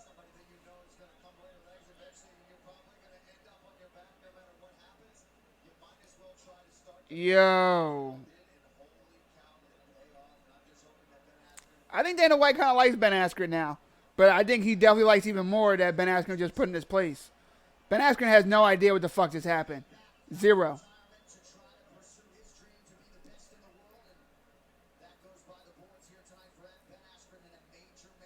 This is nothing against Ben Askren. He got hit with a fucking perfectly timed bomb. I had it written down that this was going to be a long chess match and Masvidal was going to win. I was right about something. It was a chess match, but it was speed chess. Masvidal knew exactly what he was going to do. He played it cool on purpose. He ran exactly like he did on purpose. And he threw that knee exactly where he knew Ben Askren's head was going to be. Fucking amazing. Fucking amazing.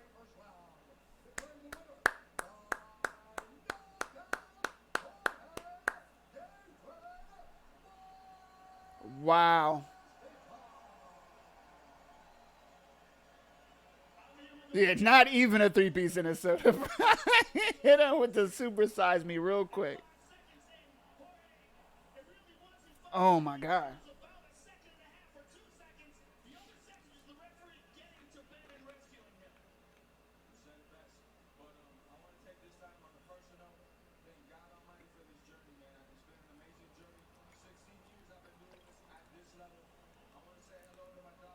Masvidal's best friends with Kobe Covington. I think Jorge Masvidal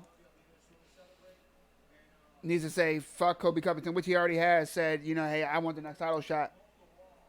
I think he deserves it.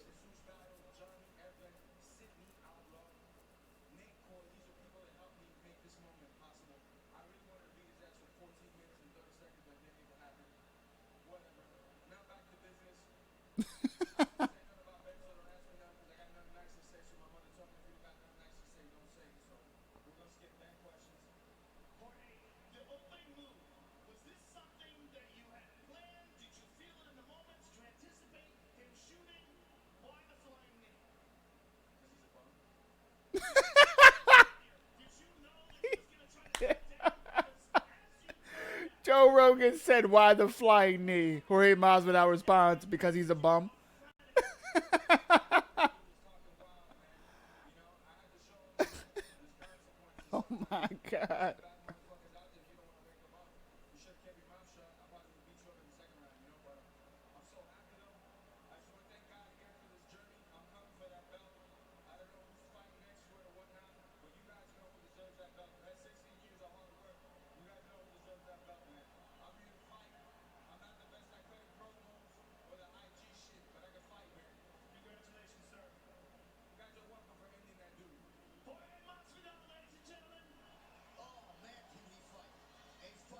Yeah, that was definitely a good post fight. Trash can, I'm in shock too, bro. Yeah, I'm in shock too, man. Holy fuck. I was expecting a 3 round battle of attrition, and instead we watched the fastest knockout in UFC history. This is why I fucking love this sport, man.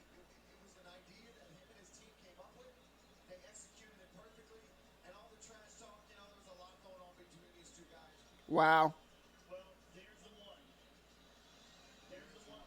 Fucking amazing. Amazing victory by Jorge Masvidal.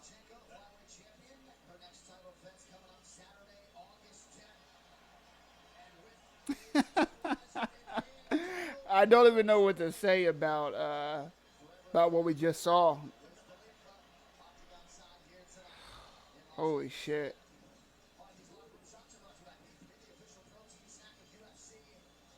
Yeah, I wonder if Amanda Nunez and Holm are even really warm right now.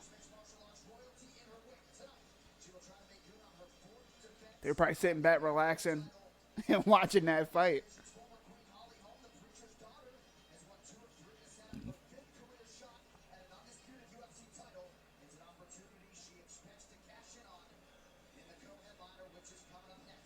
Yeah, Brandon.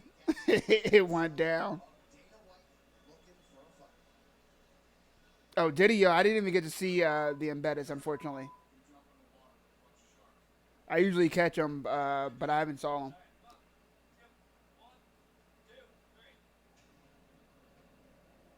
So he was practicing that same knee shadow boxing on embedded. Gotta check that out.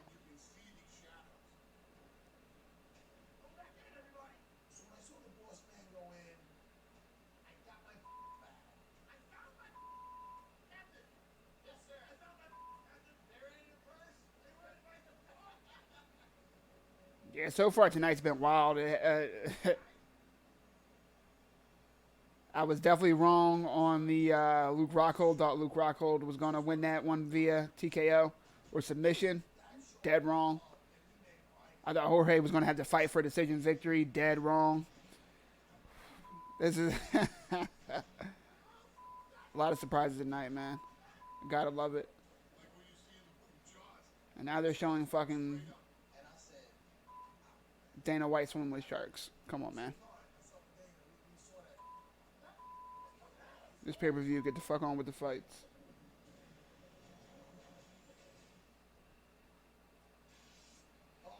Guys, I'm thinking another upset. Holm. 4th round TKO. Think she's going to keep the distance with her kicks and control most of the fight.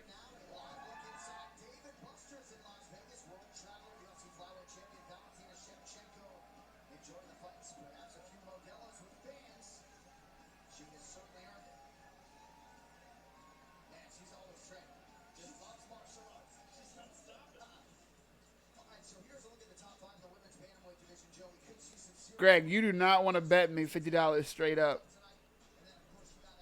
for the Holm fight. You better stop playing. I don't want to take your 50, bro.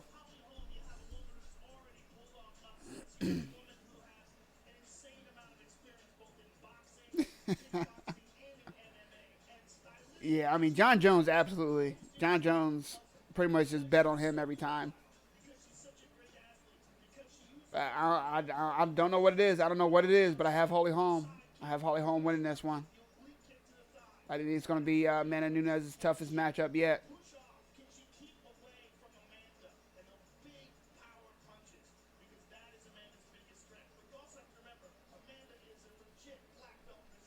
And I'm not trying to bet you, Greg. I was trying to bet online because the odds were if you bet $50 on Holly, you get over $150 back. Those are good odds. I don't want to bet straight up. I ain't that confident.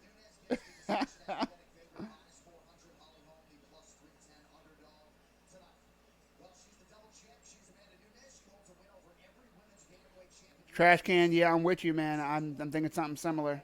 I'm thinking something similar.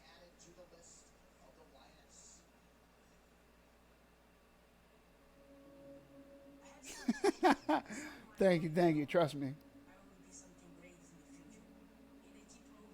Greg. Exactly. That's why I was trying to make that bet. Those odds were great. They're plus 300. They're plus 310 now.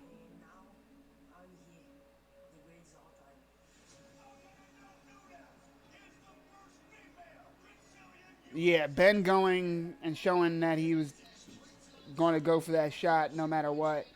That is sloppy. You got to set that up with strikes, and that's why. That's why, kids. That's why you don't blindly shoot. Because somebody sees you blindly shoot in every single fight, then a high-level person like Jorge Masvidal is going to do a flying knee right where your head's going to be. That was beautiful. I hope he gets the credit for that, too. Like, people don't just say, oh, it was just some lucky flying knee. That was 100% planned. Perfect.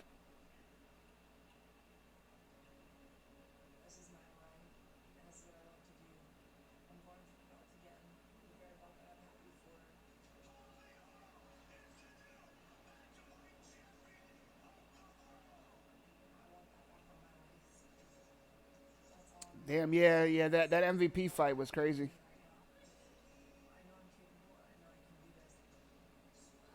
I wasn't expecting him to get knocked out like that.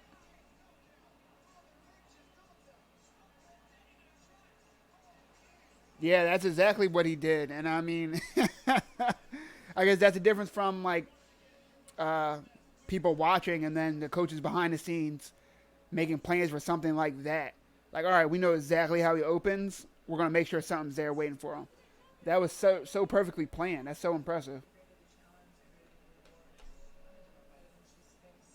You gotta respect that.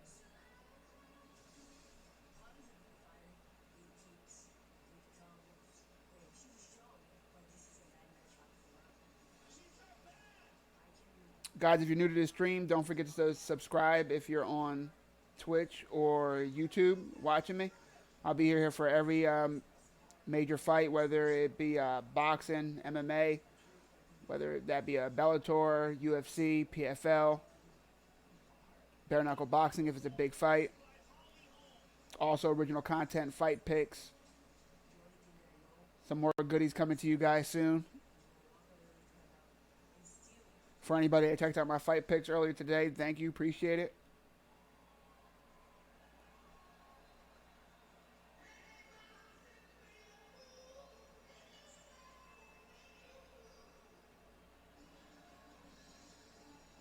No matter where you're watching right now, thank you for the support. I appreciate it. Having a great fucking time. And we are already on the co-main event. It's only 11:30. That means people been getting knocked the fuck out all night. We are flying through this card. Holly Holm coming out looking ready. Telling y'all, Holly Holm, 4th round. Who you got? Who do you have and how do you have him winning? If Amanda wins, she's the best ever. You are not lying. You're not lying.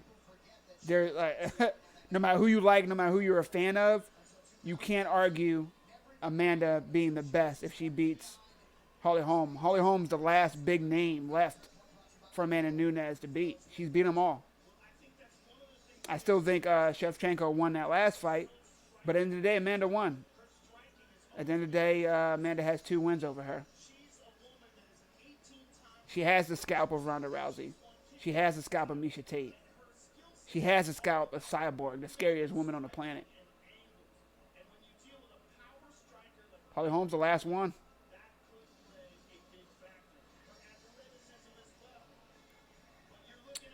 Amanda might be next level. We're about to find out right now.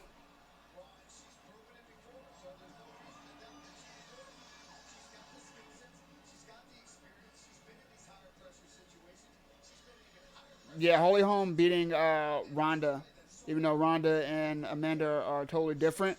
I think Holly Holm's been here a lot of times. I mean, she fought Cyborg, survived. Um, didn't look horrible in that fight either. She's not getting blown out by any of these people, but she's definitely championship caliber.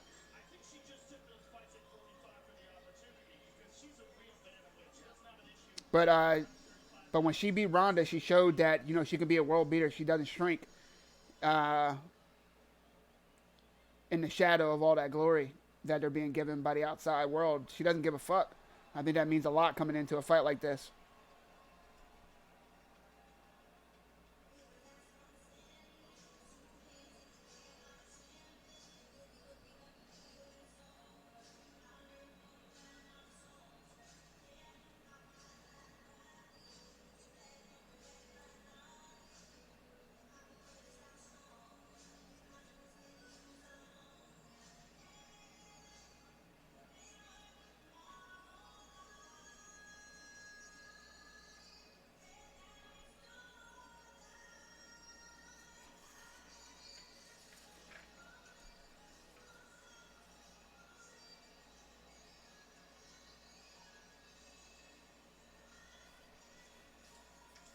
Yeah, unless Ben Askren needs the money, I think he should just call it a wrap. He came back to the He came to the UFC, came out of retirement to prove that he was the best. He proved that he's not the best, and I don't think he's young enough and in his prime enough to sit there and try to make a run. I think it was cool seeing him in the UFC. I think he should go. He doesn't need unless he needs the money, in which case collect them checks, brother. But yeah, if Ben wanted to be the champion in this division right now, he needs to put a few wins together at this point after losing the way he just did. After taking at least 6 months off, we might have seen the last of Ben Askren in UFC. We'll see.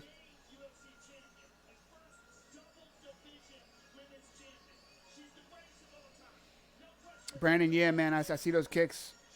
Those kicks are going to be the game changer of Holly Holm. If she can make Amanda respect those kicks early, she can control a lot of this fight and where it takes place.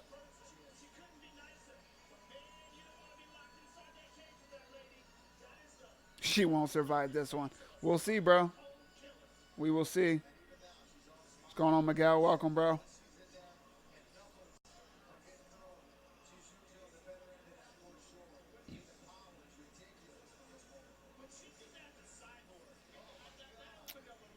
Brandon, yeah, I think somebody's going to get finished as well, bro. Uh, I think it's going to be Nunez, but we'll see. I can't remember the last time Holly lost a fight via finish. I want to say, was Misha Tate the last person to finish Holly Holm? With that late choke, she was winning. Yeah, Holly Holm hasn't been finished since 2016 against Misha Tate in the 5th round. And like I said before, she was winning that fight.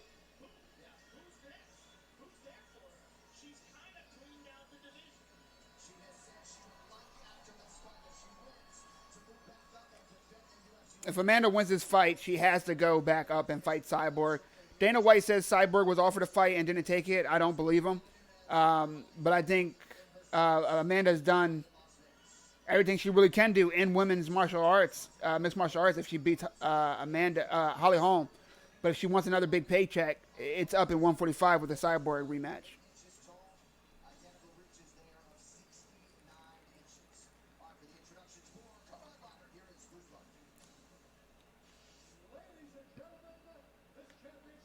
Holly Holm coming in at 133, a little bit under the bantamweight limit.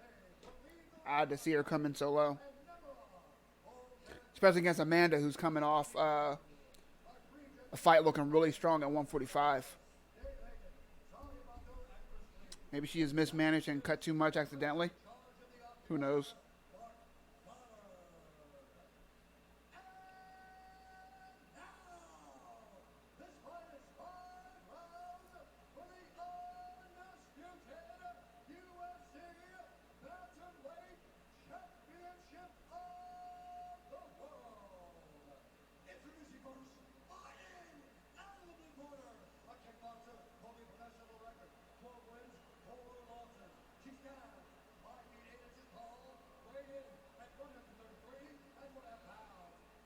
Holly Holm over there looking amped.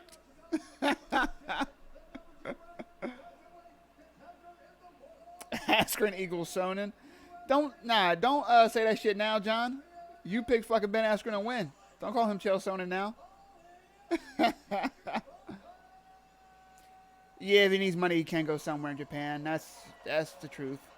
He'll get paid buku money to do it too.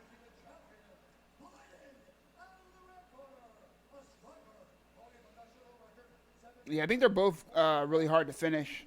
But yeah, Holly Holm surviving 5 rounds with Cyborg. I don't think Amanda hits harder than Cyborg, despite how that fight went. I don't think Amanda finishes Holly. She's capable, but I don't think it happens.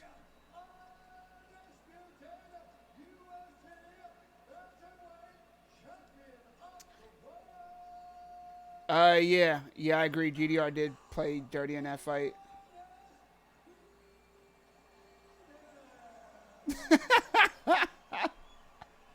Let Amanda be happy, bro.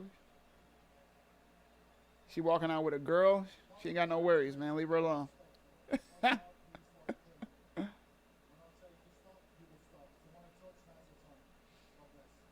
Guys, again, if you see me talking to people not in your chat, it's because I'm talking to someone in another platform.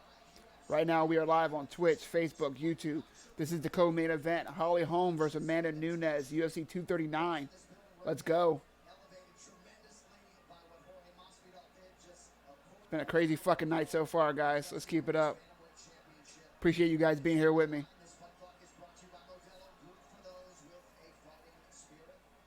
I'll respond to the chat in between rounds.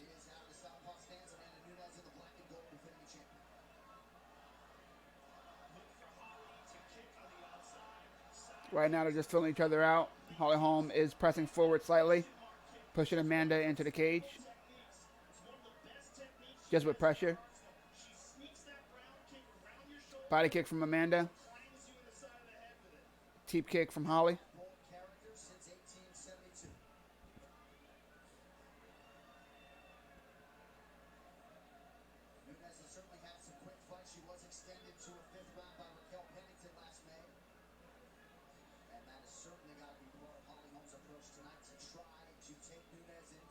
Body kick from Nunez. Nice leg kick from Nunez. Eats a jab. Stumbles, but more of a trip.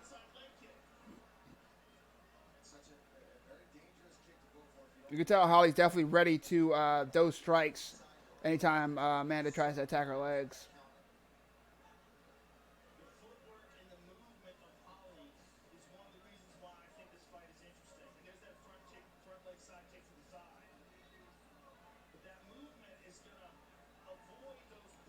Both in the center of the octagon, filling each other out still, filling out their ranges. Leg kick from Amanda. Holly Holm's going to want to respond like she did before. Leg kick from Holly. Head kick from Amanda. You don't see a lot of those, but mostly blocked from Holly.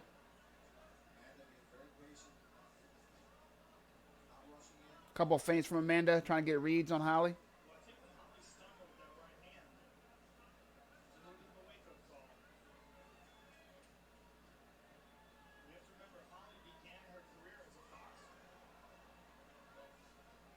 Hook from Amanda, mostly blocked.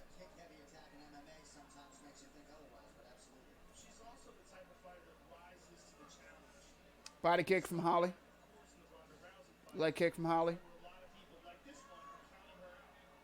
Front kick to the body from Amanda. Amanda with that looping right. Blocked. Holly circling to Amanda's strong hand. She might want to rethink that. Amanda misses a couple strikes.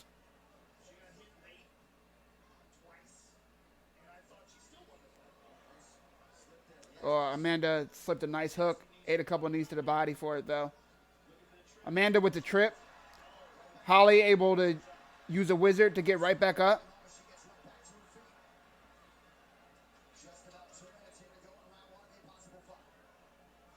If you were looking at my my breakdown from my fight picks earlier today, you saw I said that I don't think Amanda Nunez has what it takes to take Holly down, and if she does take her down, to keep her down. Holly Holm has really good takedown defense.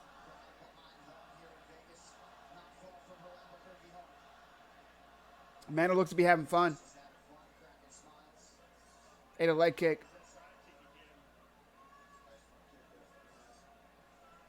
Amanda has a nice little front kick to the body that she's been throwing this fight. Curious at how hard it's landing, but she is landing it.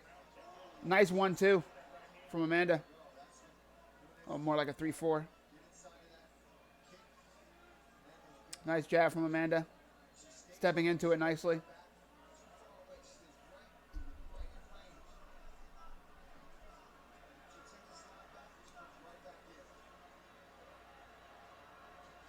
Oh, nice body kick and a right hand from Amanda.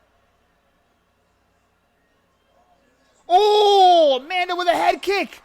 Holly is slapped. Oh, my goodness. Glad I didn't bet that 50. I was just saying how Amanda doesn't really throw head kicks. Adding to the facet of her game. When someone said that Amanda was next level, I said if she proves it here with a win over Holly, then she would be. And, I mean, she is. Rarely see her use head kicks, and she ends Holly Holm, one of the better kickers in women's MMA, ends her with a head kick. Wow. Amanda is the GOAT of women's MMA, without a doubt.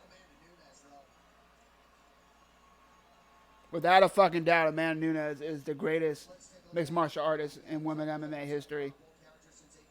No doubt. Nobody can say anything else, man. The fucking greatest. What a nice head kick. Then followed up. Looked like Holly Holm's finish of Beth Correa.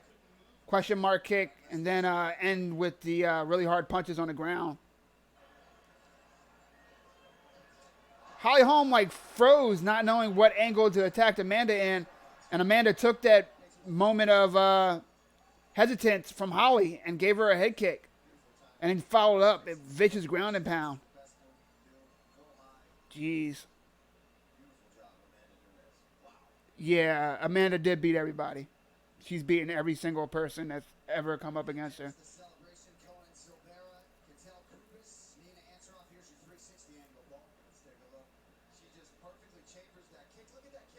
Wow, man. I mean, the only fight even worth watching now with Amanda Nunez is her with a rematch against Cyborg. Or, I mean, maybe a rematch against Shevchenko, even though Nunez has 2 wins. I'd watch it because, like I said, I give Shevchenko that last fight. I think they should be 1-1.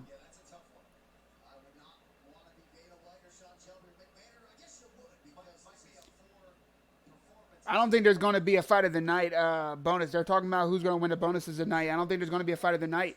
I think there's going to be just 4 performance of the night bonuses. People are knocking people the fuck out and ending people early. This fight card. This is a fun one, man. This is a fun one.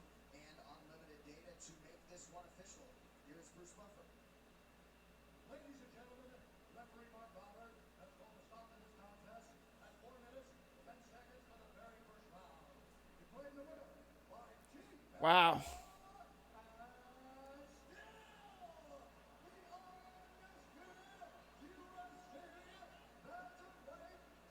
Dana with the 2 belts. He learned his lesson from messing that up with Connor. Holy shit, man. Talking about people to retire. It's time for Holly to hang them up.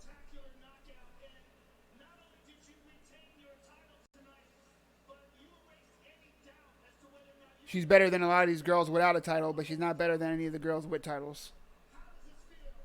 And I don't think that's going to change from the looks of it.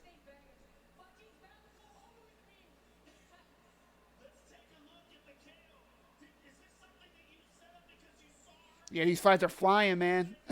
These fights are ending early tonight.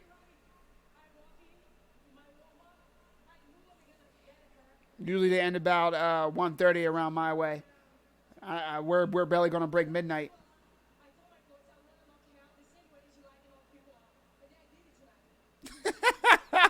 I mean, some of these people are, they done gone the length of their journey, man. It's time for them to hang them up.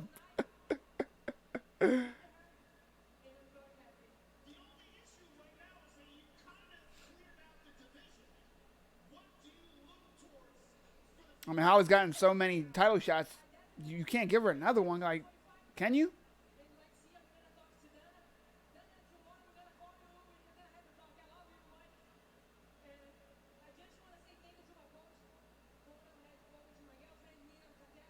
Amanda said, Dana, we're going to call you tomorrow and work out her next fight. She's ready, man. She's game. She's a good champion. I like it.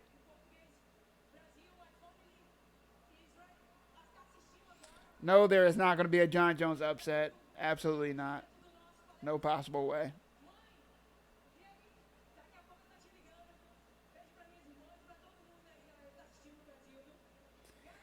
Holly could fight the loser of Cyborg and Spencer, but do you see Holly Holm beating Cyborg? I don't. Man, Amanda needs to keep cashing these checks. That's what Amanda needs to do. She needs to enjoy being the champ and cash these motherfucking checks. I mean, if you're such a dominant champion, just keep dominating. Get those pay-per-view points. Piggyback off big cards like this.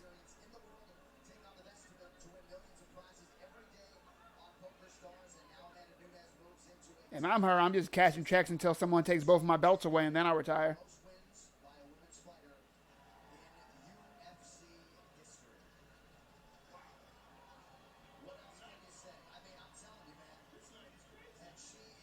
Joe Rogan said, this night is crazy.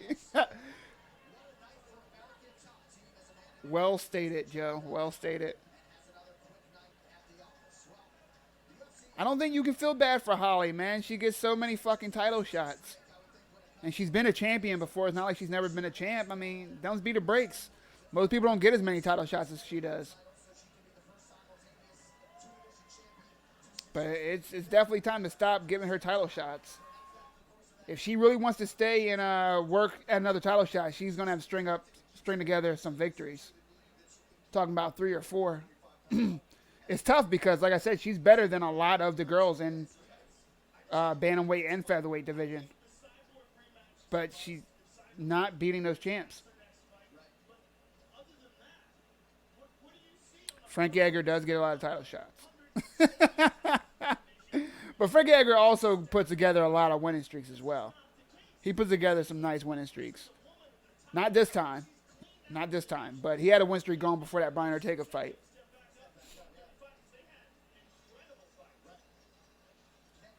Look, the UFC definitely would not like hearing me say these fighters need to retire.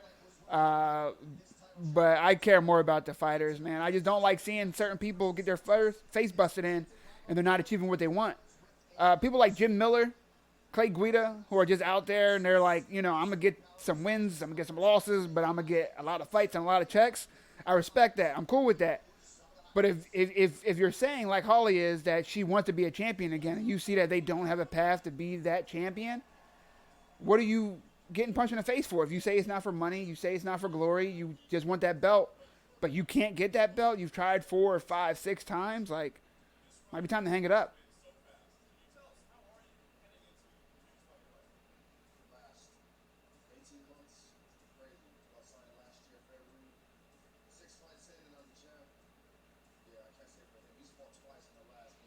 Yeah, she's in a real tough spot, man. Real tough spot. Yeah, if they want to use Holly's name, look, if I'm Dana White, I don't want Holly Holm to retire until she loses the 2 or 3 young up-and-comers. Like you guys are saying, it's bad for business having big names like Holly Holm retire. So, yeah, I would love, have her still in there. But for Holly's sake, if I'm in Holly's corner, telling Holly, like, I'm asking her, like, why do you still want to fight? What's the reason? But yeah, if I'm Dana and Holly says she wants to fight, I give her someone young. Someone young that looks on fire, that is one big name away from blowing up.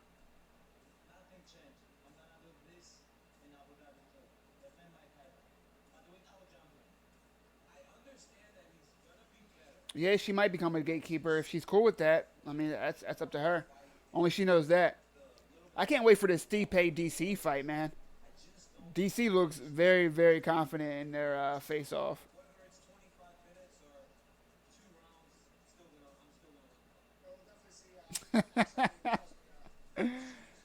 Yeah, he's definitely out here with the tease.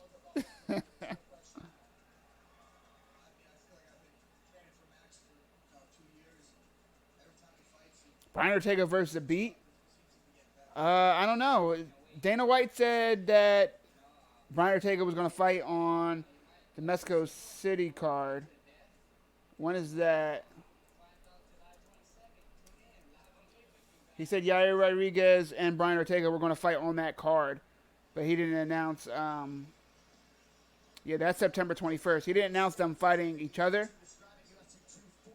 but he does confirm that they are going to be both fighting on that card. So that's going to be September 21st in Mexico City. I think that's going to be when Brian Ortega fights.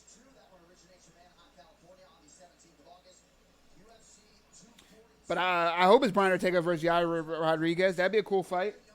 I think Brian Ortega wins that fight with his grappling.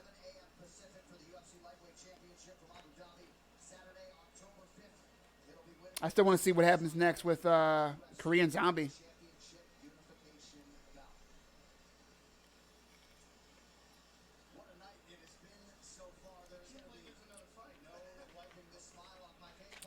The Beat versus Jose Aldo. Yeah, I would watch that. I'd definitely watch that.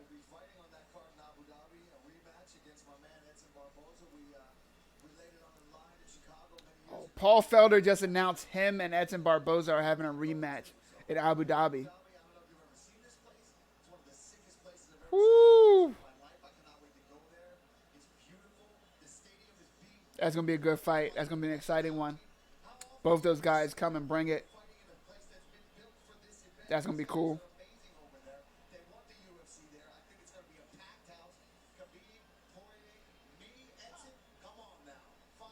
Yeah, Ben Askren was one of the last undefeated fighters out there. I mean, besides Khabib, who the fuck is out there undefeated in like the top?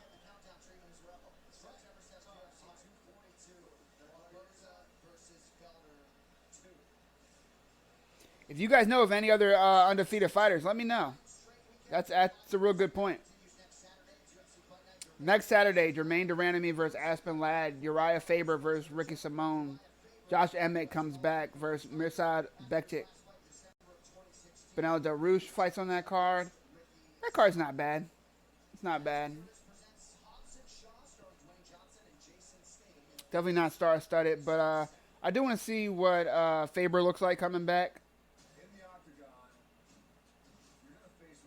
See if he can make a statement.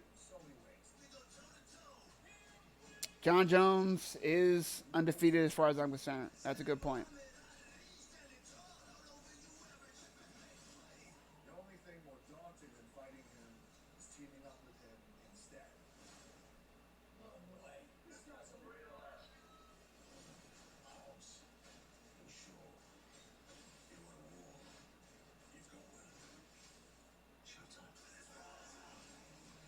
Oh, you hate Khabib? No.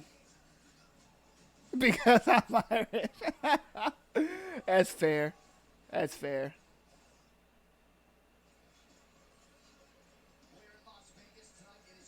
I can understand that. I can understand that.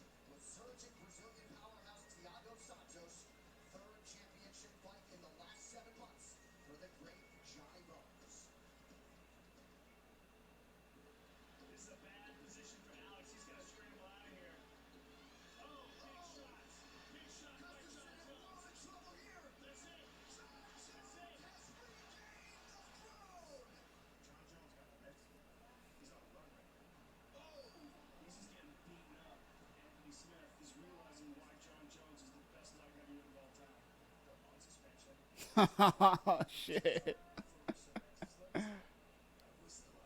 Are you the reason Connor got those losses, man? Fuck.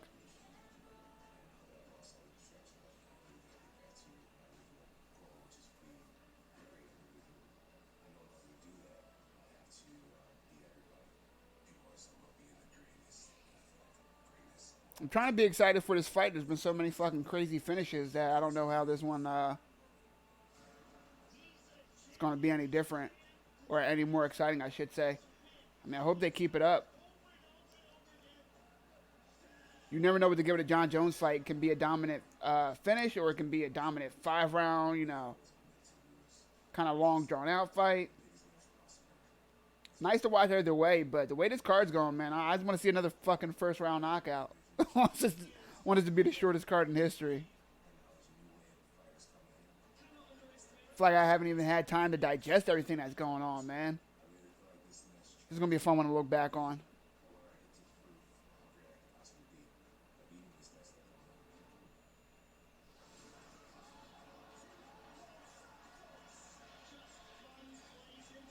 Thiago Santos isn't small. You would think John Jones would have a even bigger advantage with his size, being that Thiago Santos came down from 185. But Thiago Santos is a pretty big dude. He's also he's 6'2", decent reach, 76 inches. But John Jones just a remarkable reach at 84.5, 8.5-inch reach advantage that he has over most people.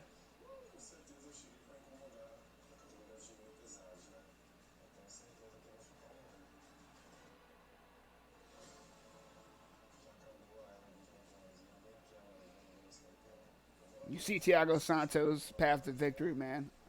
A KO, that blitzing style that he has. If anybody watched my breakdown, you see I said I didn't mince my words. John Jones wins this hands down, however the fuck he wants to. Submission if he wants to show out. A KO if Thiago Silva can't take the strikes that he's going to inevitably eat to the face, into the body over and over again. Thiago Santos' one path to victory is being Thiago Santos, and that's throwing everything in the kitchen sink at John Jones non-fucking stop and hoping and praying to whatever God he worships that one of those sinks land on top of fucking John Jones' head and that he doesn't get back up from it. Beyond that, Thiago Santos is outclassing every single aspect of this game against John Jones.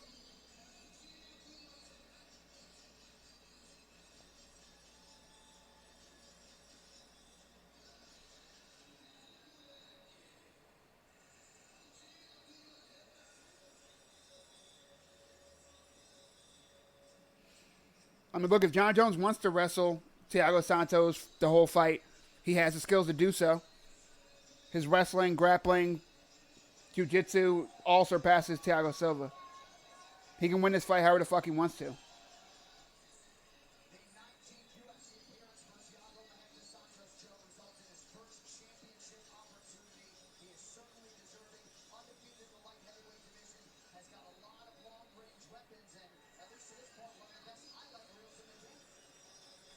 .95% takedown defense from John Jones.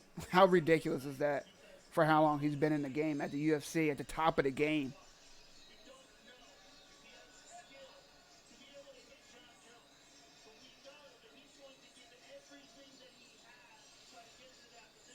And you see that Thiago Silva is not a, Brazilian Jiu-Jitsu specialist out here.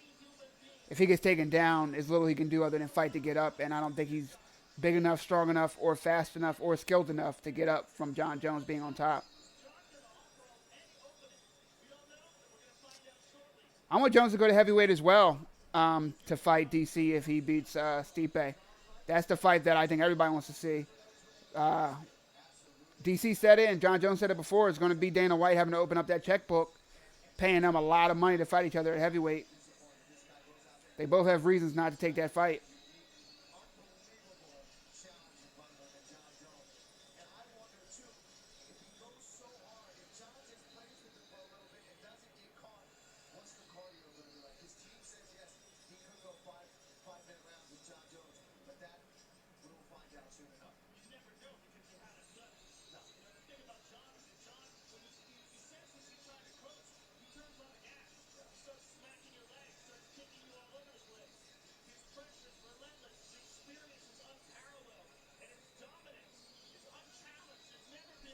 I love DC at heavyweight, man. I wish he would have stayed at heavyweight longer.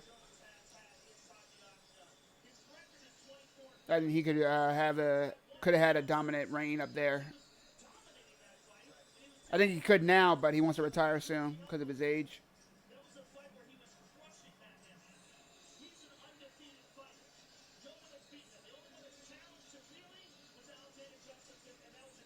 Yeah, they had to take Ben Askren away, man. That was fucking brutal. Brutal. His body just went stiff and then ate about 3 hammer fists from Jorge. Definitely going to keep an eye out on MMA Twitter tonight to see any update on Ben Askren. I'm sure he'll post saying he's okay, but goddamn, man. That knockout was as brutal as you'll ever see. Definitely knockout of the year contender. I feel like I say that every fucking card now, but man, you got to call it how you see it. You don't see many much cleaner knockouts than what you saw Jorge Masvidal did to Ben Askren. This guy John Jones, yeah.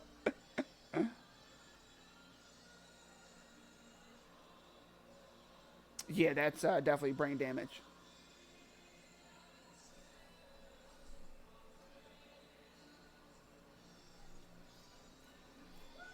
John enjoying the scene, enjoying the environment. Looks loose, looks calm as always.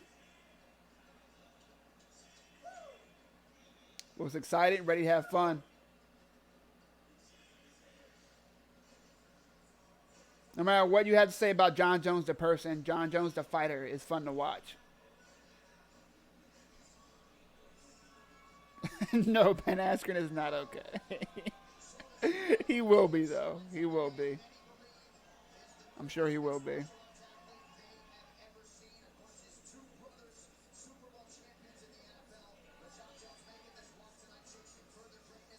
John Jones shows you what MMA is going to look like in probably the next 10 to 15 years when people with natural athletic talent aren't playing football at the age of 5, not playing basketball at the age of 5, not playing t-ball, baseball at the age of 5, but practicing in MMA at the age of 5. But elite athletes, you don't see athletes like John Jones, this body type often in our sport. Because they're going like John Jones' two brothers. They're going to the NFL. They're going to the NBA. Things like that. But the more we see people like John Jones, people like Francis Ngannou, just people with the physiques of a real professional athlete, you're going to see the sport just rise up and up throughout the years. It's going to be fun to watch. It's going to be really fun to watch, guys. The more popularity they get worldwide, you see them opening up training facilities. They just opened up a facility in China. They're going to open up one in Puerto Rico soon as well, and Mexico. The Performance Institutes, they're calling them. Sports come so far already, man. We're not going to recognize it in 10 years. I can't wait.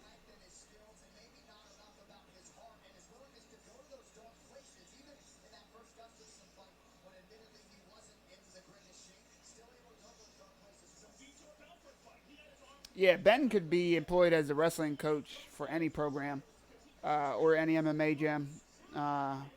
He definitely won't have a hard time doing that. I'm sure the UFC will come to Ireland again. Their Dublin show was amazing.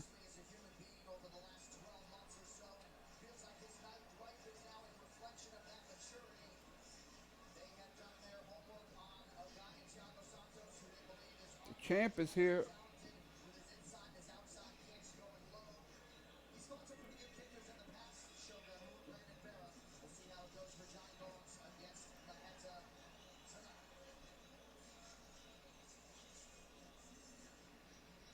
Waiting for them stats to update.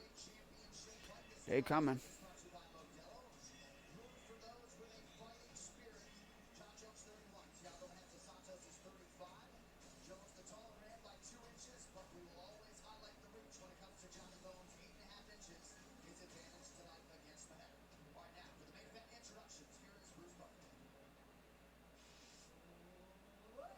Bruce Buffer's jacket is so fly.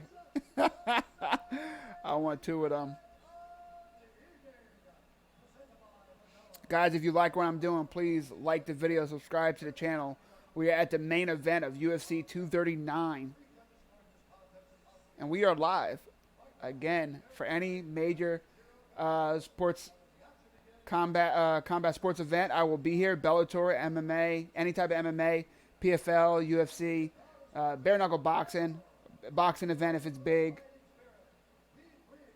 I'll be here and we can enjoy the fights together with fellow fans. Keep up the chat and also join my channels for original content, fight prediction.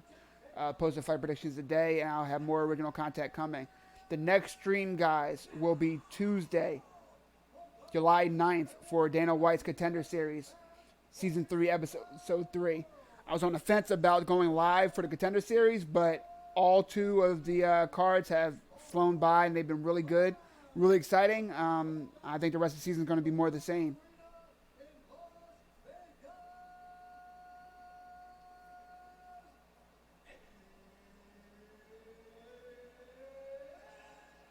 Yeah, Ben came out there not setting up his takedown, like you said, being overconfident, and he paid for it. He did not give Masvidal the respect that he deserved.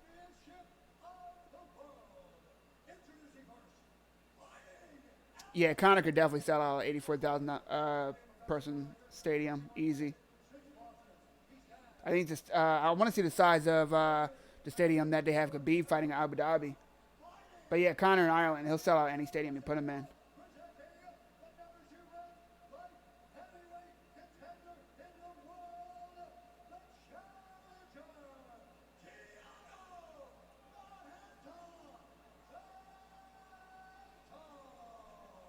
Yeah, him starting with a flying knee was perfectly planned, man. Yeah, Ben Askren, if he is going to come back and not retire, he needs to add some more tools to his game.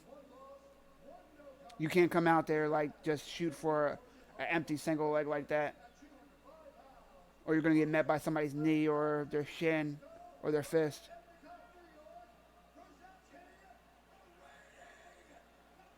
Thanks, y'all. I appreciate the support, man. I will see y'all Tuesday. But don't get it twisted. We ain't going nowhere. We still here tonight. We still got this main event.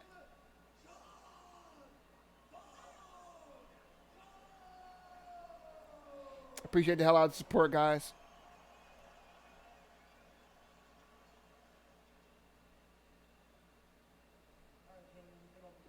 That is exactly what Askren is, just a wrestler, and he doesn't shy away from saying as much himself. He knows it.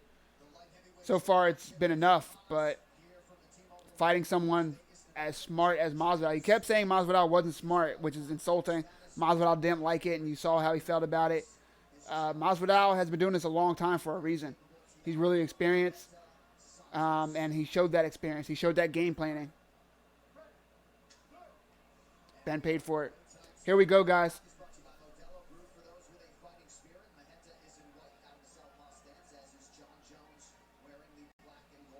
Stats to the right and left, they update in real time. So if you see them updating, you don't see strikes being thrown, it's because your stream is lagged behind those stats. But those are the UFC.com stats, live and up to date. John's starting early with kicks, pushing him against the fence. Thiago needs to not give up the middle of the octagon like he is right now.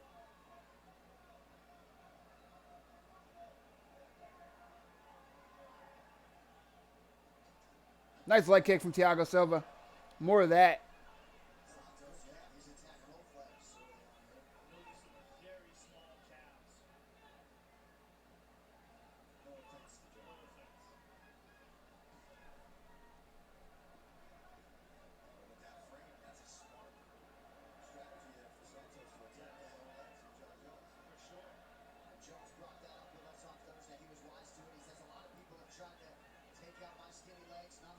Nice leg kick from John Jones.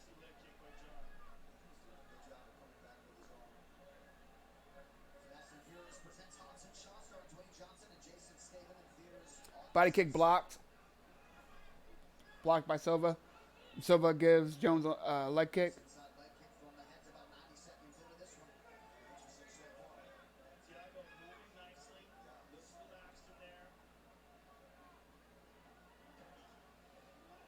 Oh, head kick from Silva misses.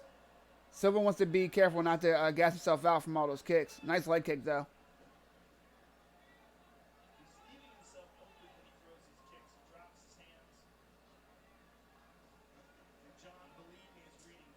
Body kick from Silva.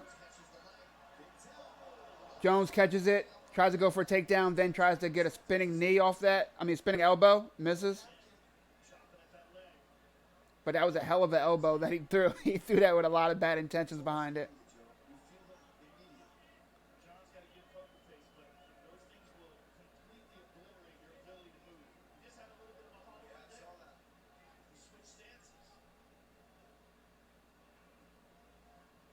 Silva needs to continue with these leg kicks early and often while he has the energy to do it.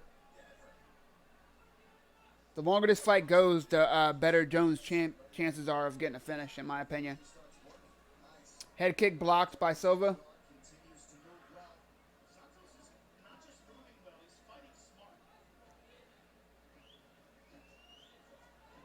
Nice little blitz, but John's able to stay on the end of those punches and dodge all of them. Another leg kick from Thiago Silva. Working those in really well.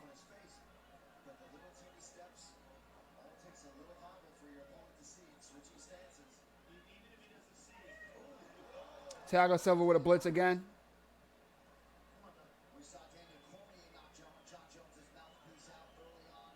Silva knocks Jones' mouthpiece out.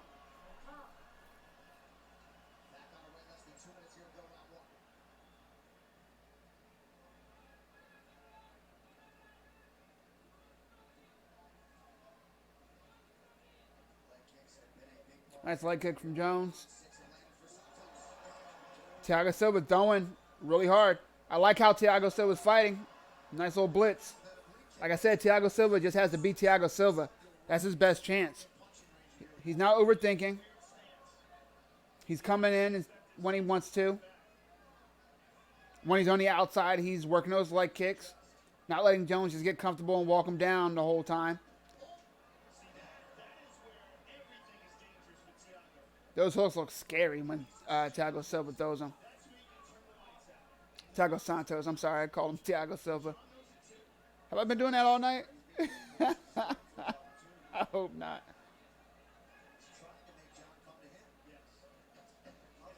Nice leg kick from Santos.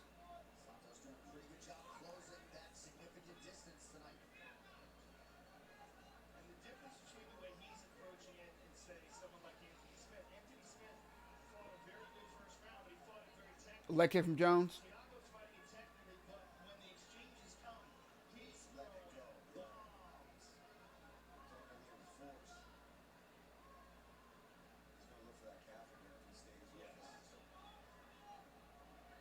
$15 seconds left, first round.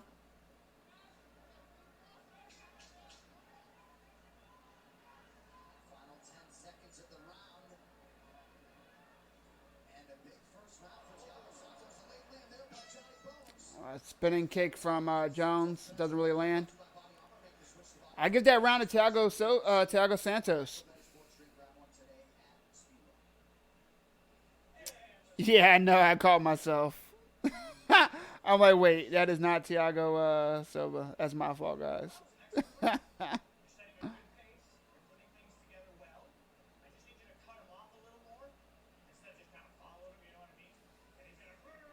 Yeah, Askren's never going to get that GSP fight now.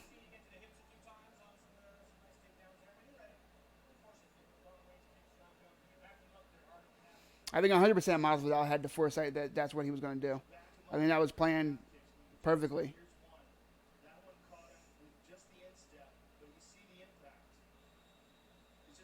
Did Dustin Poirier call that? When did that happen?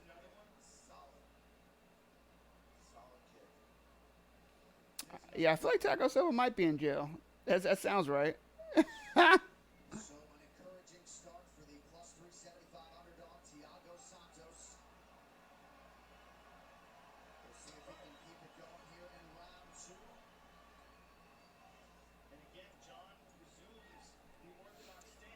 I want to go as far as saying Santos can win this, but he looked good in that first round. Oh, did he just hurt himself? I think Santos hurt himself on that leg kick. He's blitzing Jones now. I think he's hurt. I think Santos is hurt and just trying to finish Jones. I think Thiago Santos' leg is a little faulty.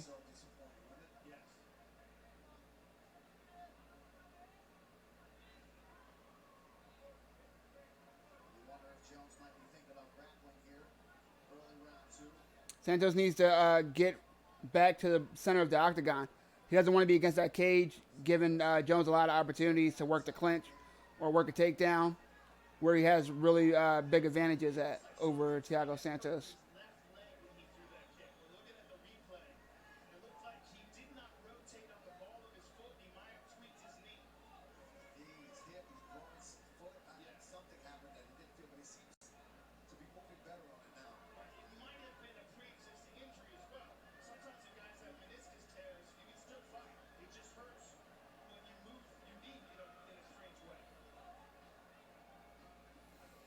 Both guys looking a little hesitant now. Just throwing feints.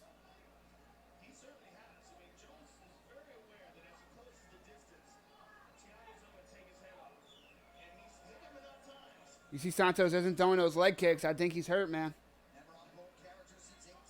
Kind of headhunting now. Head kick got blocked from Jones.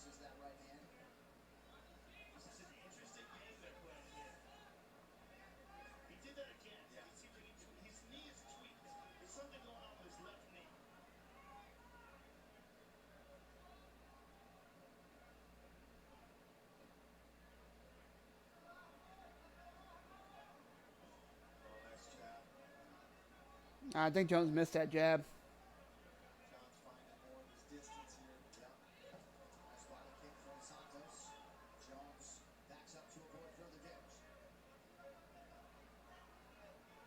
Yeah, Santos not looking like he did in the first round. I think his leg is definitely hurt. Body kick from John Jones. Thiago Silva falls.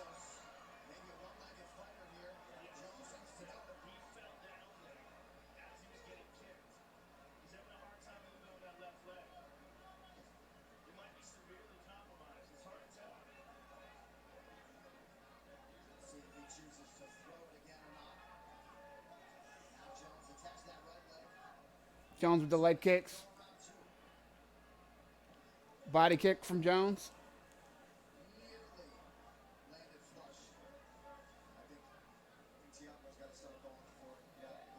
Body punch from Santos.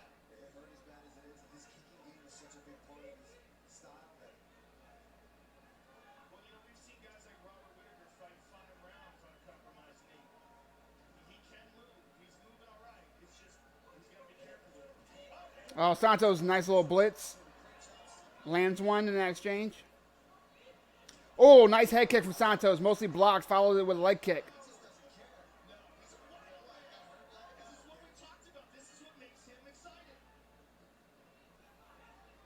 Thiago Santos still very game in this fight.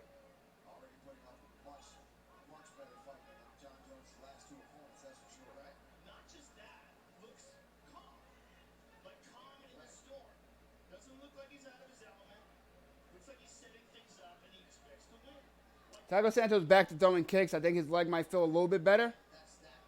Definitely hurt though. Oh, nice kick to the body. Right to the sternum from Jones.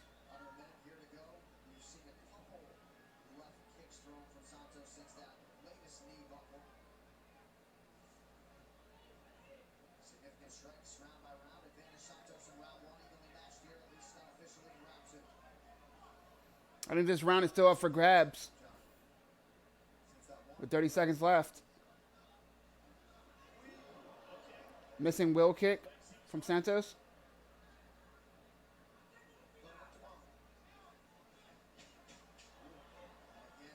10 seconds left.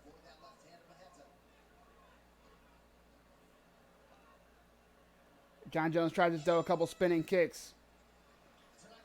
That round's a toss-up. I feel like they're probably going to give it to Jones, though.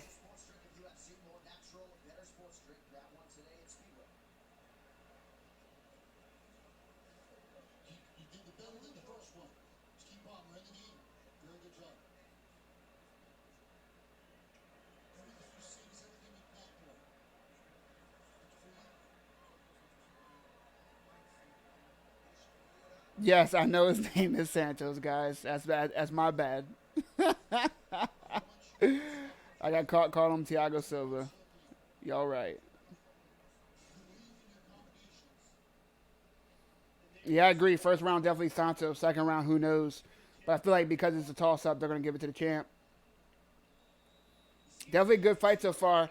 I'm mad Santos' knee is hurt. He had a nice groove going that first round. You could tell his knee's just not doing very well right now.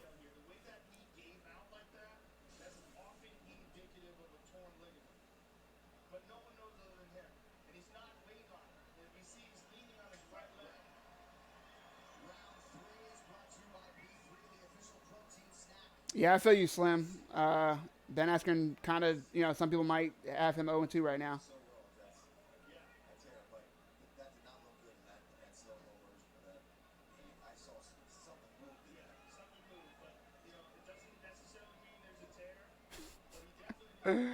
Willie, is something wrong with you, bro? Get blocked.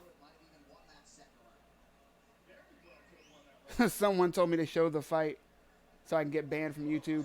Nice head kick and Twitch. Nice head kick from Thiago Santos.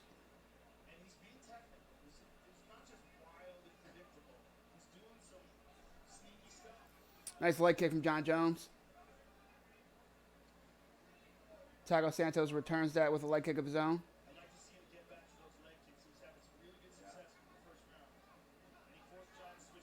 Thiago moving better. Nice body kick. Moving better this round. Looking like whatever pain is either subsided or he just accepted he doesn't give a fuck about it. Looking good.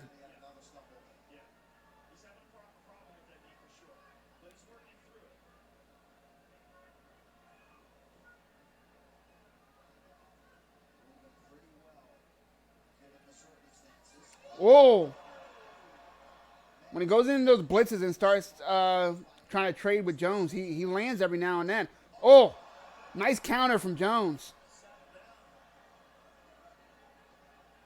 Guys, we have a fucking fight. Jones now stalking Thiago Santos against the cage. Flying knee.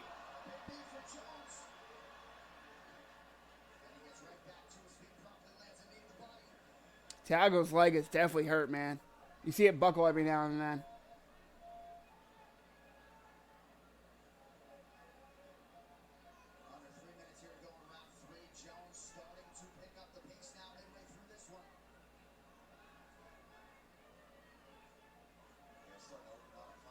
Thank you, Slim. I appreciate it, bro.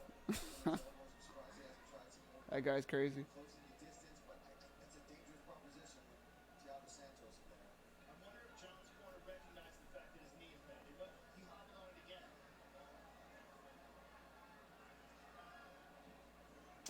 Jones is going for that hurt knee.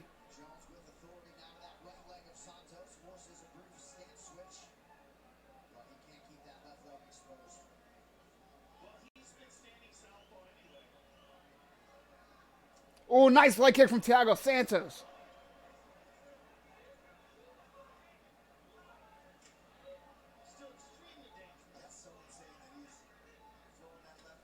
Oh, nice head kick attempt from Thiago Santos.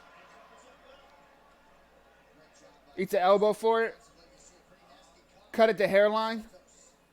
Santos is. Eats a kick to the body.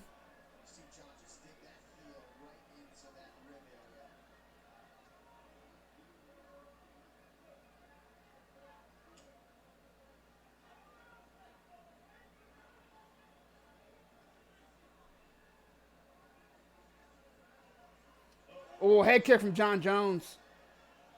Followed by a leg kick. Kick to the body from Jones. Don't let Jones get into a rhythm.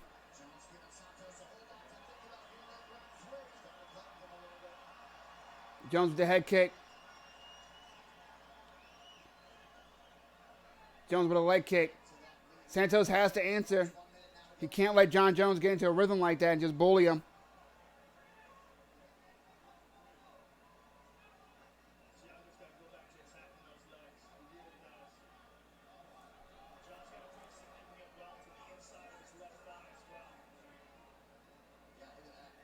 Nice leg kick from Santos. Another leg kick from Santos. That one was checked. That one hurt.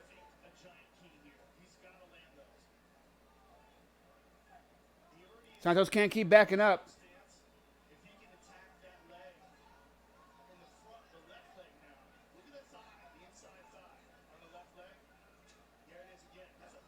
Leg kick from Santos.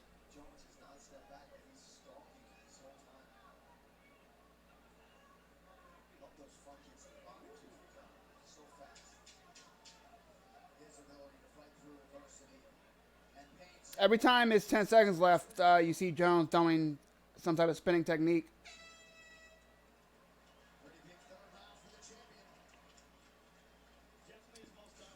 Third round to Jones. It's likely 2-1, John Jones.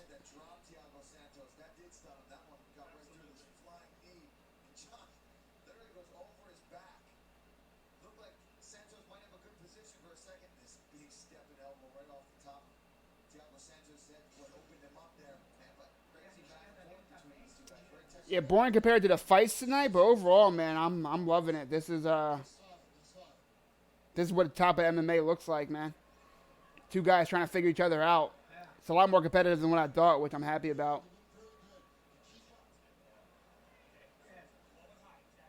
Santos is dealing with a lot of adversity right now. That left leg is in bad shape.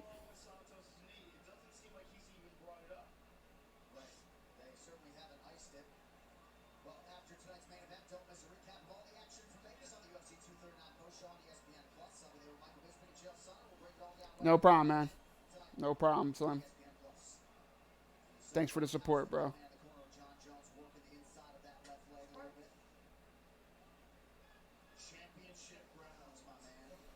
All right, we're in the fourth round of the main event, John Jones versus Thiago Santos. I have this 2-1, 49-48 right now for John Jones. Ooh. Santos stalking John Jones. Lands a nice hit, nice punch here and there, but mostly misses a lot of that onslaught. John Jones right back into pressuring Santos into the fence.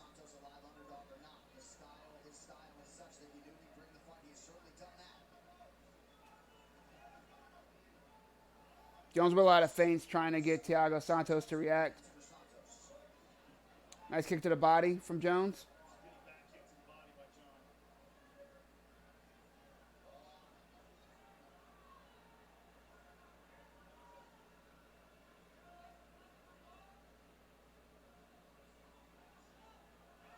Both just waiting for the other to throw so the other one can counter. Spinning wheel kick from John Jones just misses. Ooh, nice leg kick by Jones. Those straight kicks to the knees, man, they always, I don't know, I'm more squeamish about them than someone bleeding profusely through their head. It's just the way their knee buckles, those kicks that he throws, nasty. Ooh, nice head kick from Santos.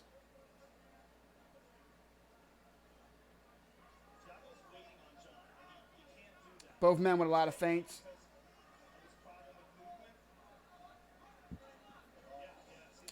Thiago Santos' leg gave out on him again.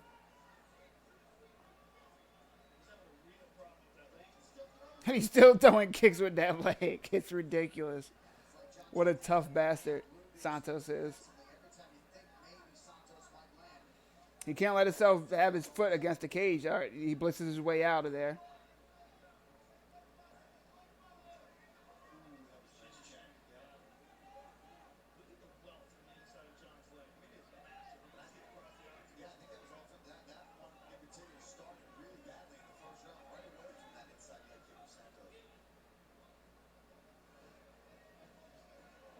Jones with an uppercut that misses.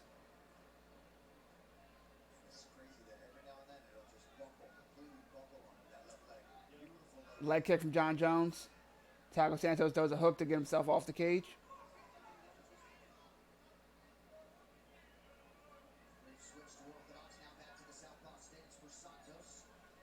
Thiago Santos doesn't have a lot of forward pressure because he's out there on one leg. It's tough.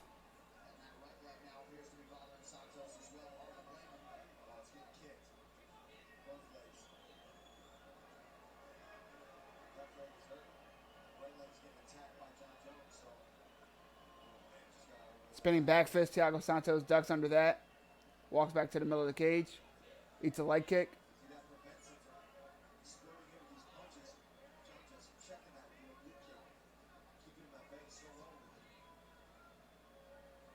Surprised to see almost no wrestling at all from John.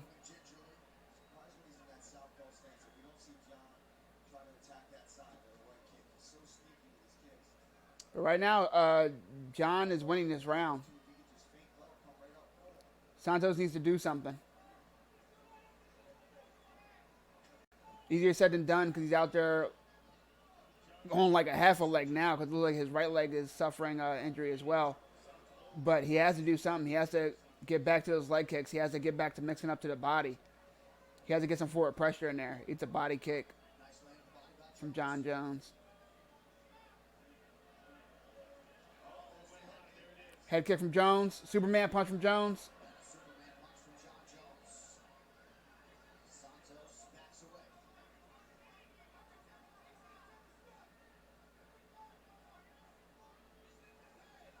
Nice body kick from John Jones. Santos with feints, but not throwing anything.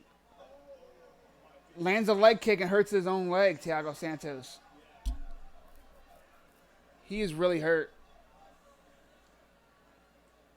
He's out there nothing but toughness right now, which sucks because he looked really good early. But if he was facing a tall task in the beginning of the fight against John Jones, having less than one leg to stand on makes it almost an insurmountable task.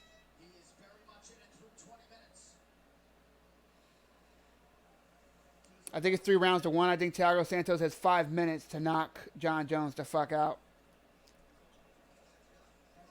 Just consciousness, I have John Jones winning right now, 3 rounds to 1. We're going into the 5th round now.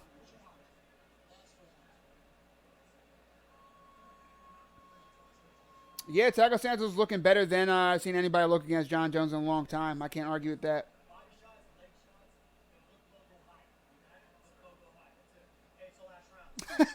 Yo, that is amazing. 4 rounds down the drain and no eye pokes from John Jones. That is amazing. You're right. If someone's booing, they're out of their fucking mind.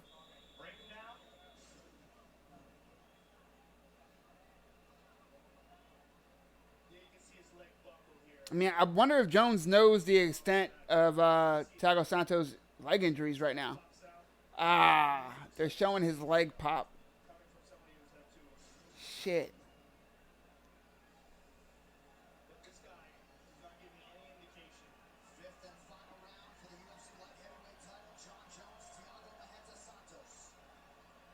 Yeah, Jones definitely has the advantage in the later rounds, Slim. Absolutely.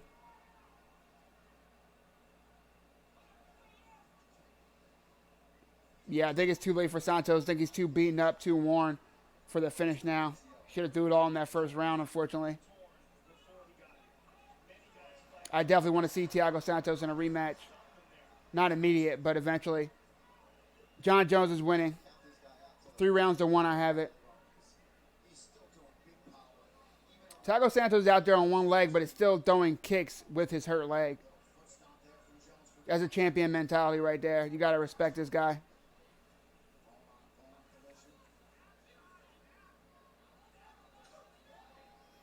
Nice kick to the body from Santos.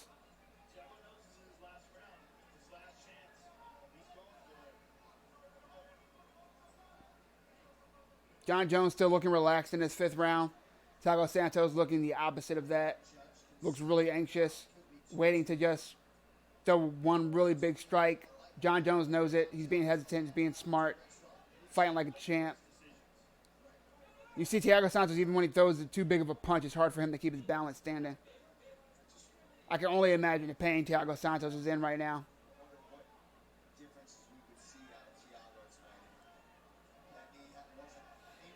Oh, nice left. Nice head kick from Thiago. Thiago's still trying to go for the finish. Still dangerous. Kick to the body by Santos. Oh, John Jones with the leg kick.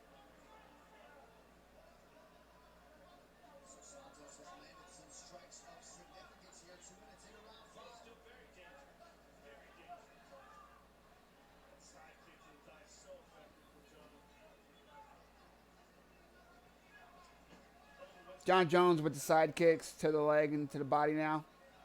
Check that leg kick from Santos, which I know that hurt.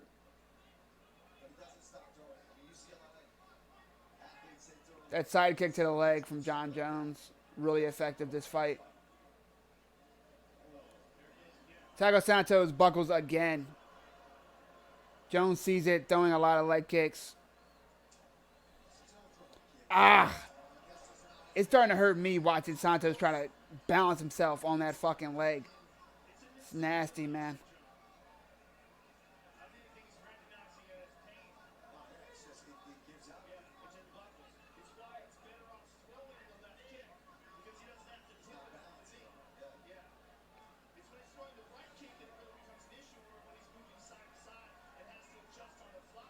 Thiago's still throwing hard.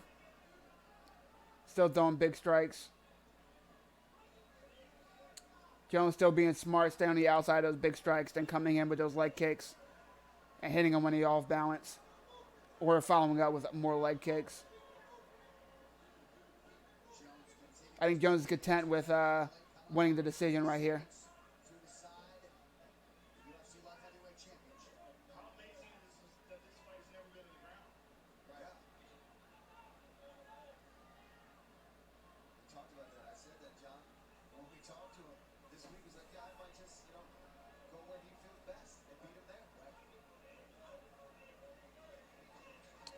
I think Santos is looking good against Jones. I don't think Jones is underperforming. I think Santos had a good game plan coming in here. His leg going out is affecting that game plan. But Santos still looks good. He still looked good all fight. He wasn't outclassed like I expected him to be. I think he looked really good. I think Santos can keep his head held high after this fight. And get another good win or two. And be right back in there with John Jones by next year.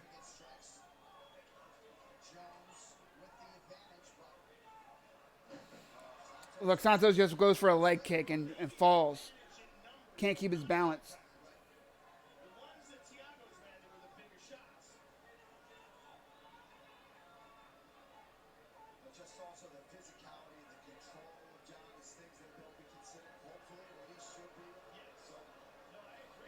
Crowd's booing, but this is a good fight.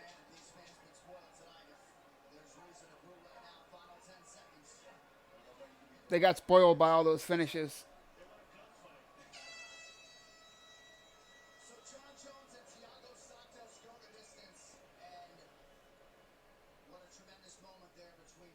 That was a good fight, but I give it to John Jones, 4 rounds to 1.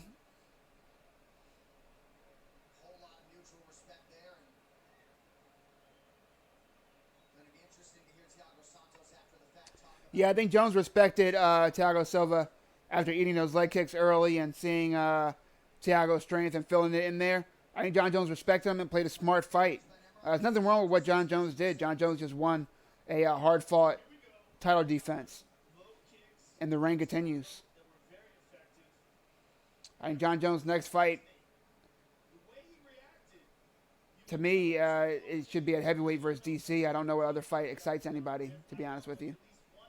I think the light heavyweight division can do with a year of no John Jones to replenish the top 5.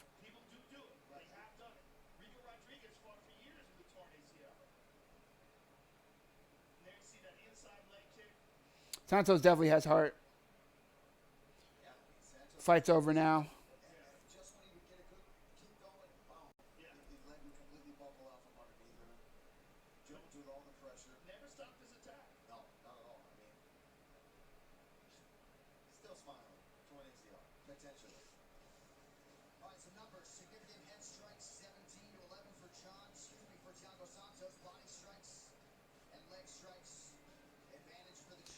John Jones had a look of disrespect during the whole fight week.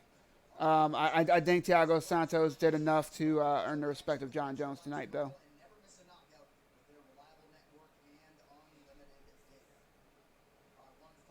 You have the top 5 in light heavyweight. DC, who's heavyweight champ, Thiago Santos. Anthony Smith, who just got beat. Gustafsson, who's retired. And Dominic Reyes, who I don't think is ready for a title shot. Reading the cards now. 48-47 for Santos. 48-47 for Jones. 48-47. And the second judge gives it to John Jones. They say 48-47. I have 49-46. I don't know how one judge gave it to Thiago Santos. But we all know that MMA judging is horrible. Somehow that was a split decision, but I think it's 100% John Jones, 4 rounds to 1. I did say the second round was close. So, maybe 3 rounds to 2. But definitely John Jones won that fight.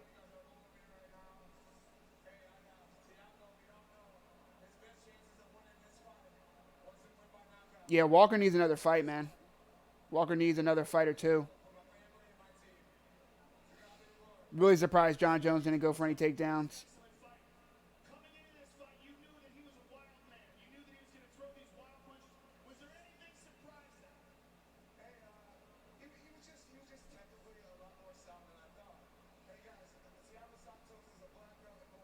John Jones giving up props to Thiago Santos, as he should.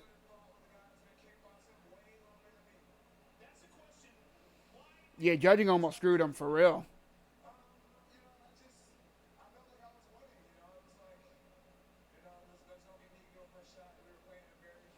Guys, if you like my video, please subscribe to my YouTube channel. Please subscribe to my Twitch. They're all in the descriptions of each. If you go to my YouTube channel, Mike Jesse MMA, you'll see my Instagram, my Twitter, my Twitch, etc. I'm going to have more original content coming soon. Did fight predictions. My next stream will be Tuesday, July 9th for Dana White's Contender Series. Guys, the first 2 fights of this season have been exciting. I expect this third episode to be just as exciting, if not more. I will see you then. Thank you guys, as always, for joining me. Thank you for the support. Like, subscribe, thumbs up, share. What is my Instagram? My Instagram is Mike Jesse MMA. Please check it out. Also, go to my YouTube channel, and my Instagram is posted there, too, if you guys are interested. Guys, I'm about to go now. We'll start doing post-fight commentary, but not just yet. I'm working on some things, guys. I want to make sure to give you guys the best content possible. I have a lot of stuff coming. If you've been here with me, this is my 4th video. If you've been here since my first one, it's getting better and better every time, guys. We're getting there. More original content coming soon. The more you guys show me that you like what's going on, the more I'll give out to you. Subscribe, like, share. See you guys on Tuesday. Thanks for joining me, guys. Have a good one. Everybody be safe.